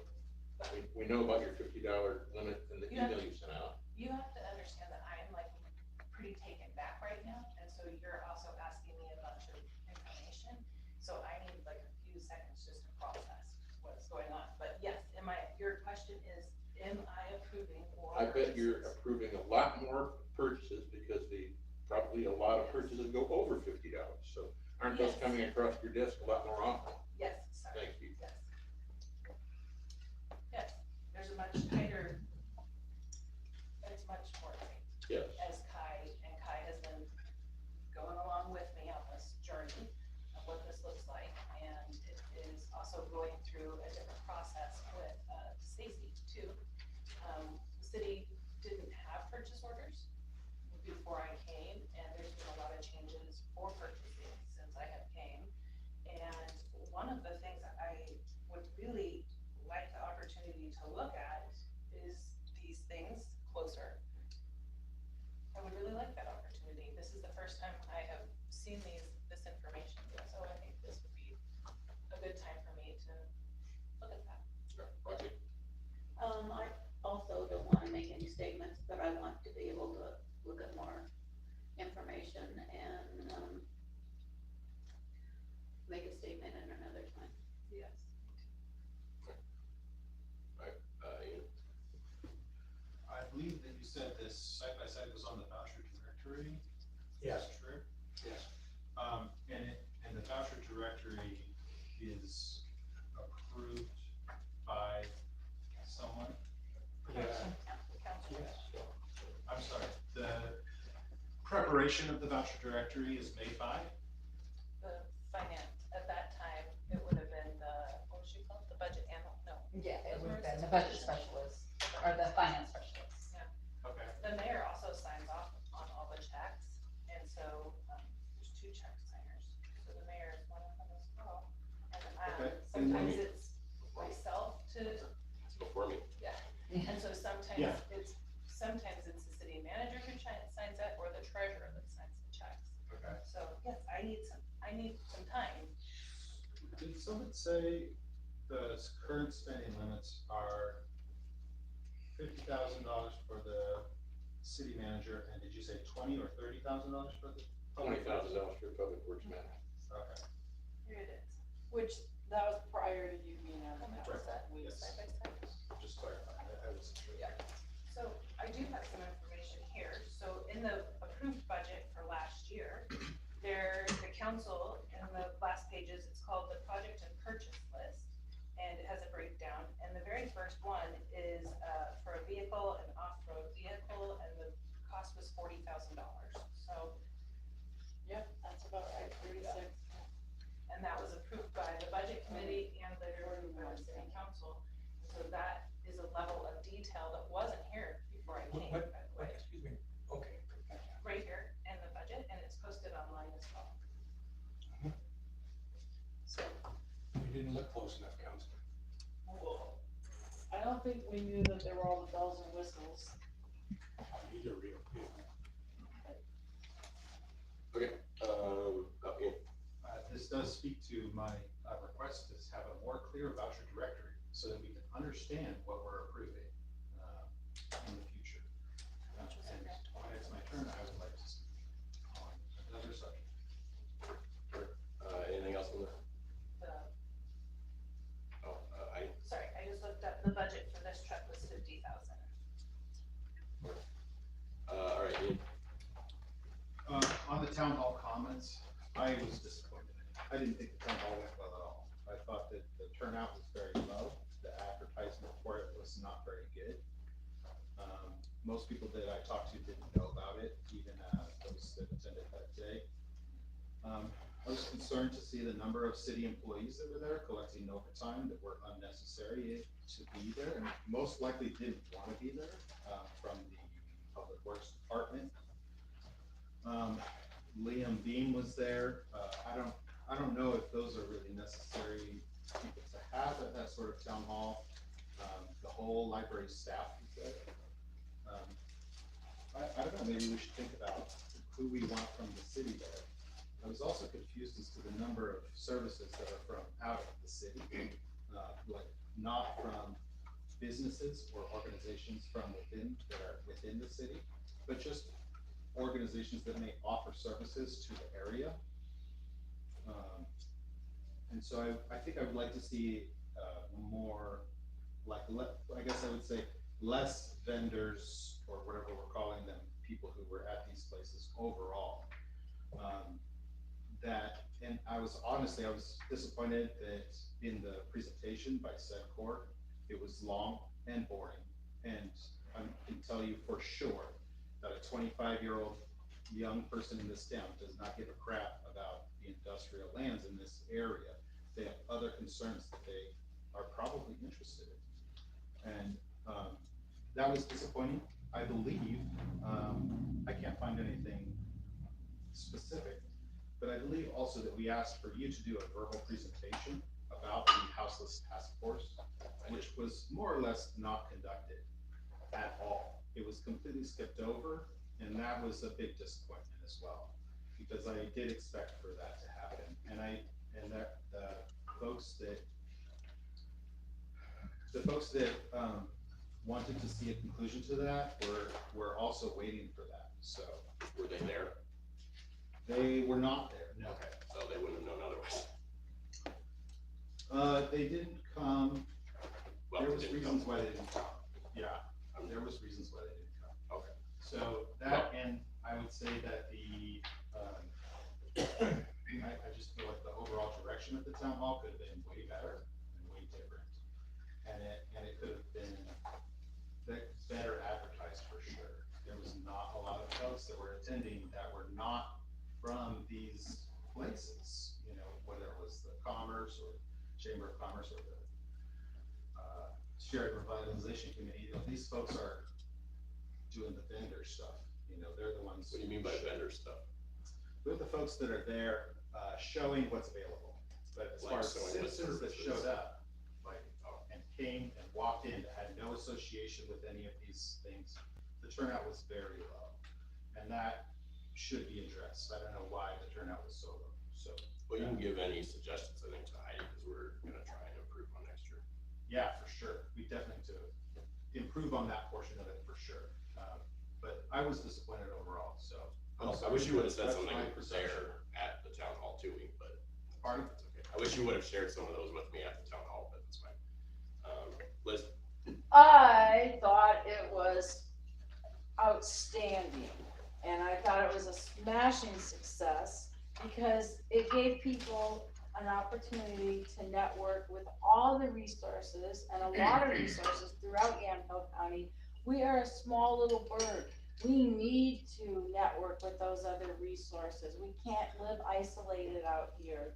The resources that were there were invaluable. So I beg to differ with you because Cale's address was great. He did address the whole situation with the homeless task force and what the end result was, and then he said that it wasn't concluding as yet. Right now, that they were going to reconvene after a little bit of time, and I felt that was addressed. And the current projects that the city is working on was addressed. I honestly thought that it was a very good, not turnout, but town hall. And I agree with you that the residents didn't turn out. Most of the people were there were representing these nonprofits and organizations, but that happens the first time you do something. That goes with the territory. If it's the first time, event, there's usually a lower turnout, and every year it builds on itself. So considering the amount of people that were there, the amount of resources that were there, it's the best thing I've ever seen in Sheridan for putting something together. Okay, awesome. So there. I think we need to go back and look at what our agenda was for the town hall meeting too. It was to bring resources to the area. It was to bring an opportunity for people that were looking for those resources, to be easy for them to connect with them, get some information. And that was the biggest part as far as who attended. I know we had advertisements in the Bulletin, we had flyers put out in the water bills, we had signage up. Every door I'm not- mail. I'm not saying, we had as many people there as we wanted, but it's kind of hard to judge what it's gonna take to get people to come. Having one this year, looking forward to having one next year. I think it's something that needs to build. We can't expect, just because we had it, that everyone will come. I think we need to foster this and continue to make it, an event. And it may change as far as vendors. It may not be always, resources. It may be businesses. It may be part of the city. I think having the city there gave the people that did attend a better feel of the services the city offers because of the people that were there. I mean, not everyone looks at it the same because we weren't all looking for the same thing. And so that's why I think it can change and build. And I was pleased with it. It was a good start. And we can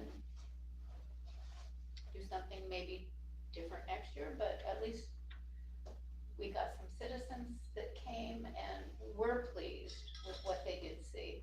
And I'd like to think that word of mouth will get around and it will build and be better. That's my opinion. All right, anybody else? On that, I've got a different question. Okay. See, on the September 16th council meeting, in the packet, on page 107 of 270 in that packet, it says supplies for prep, seal, coating streets. Supplies for prep, seal, coating streets. And it was charged to the water and the sewer department. And I asked at that meeting, why? And Heidi, you said you'd get back to me. I still don't know.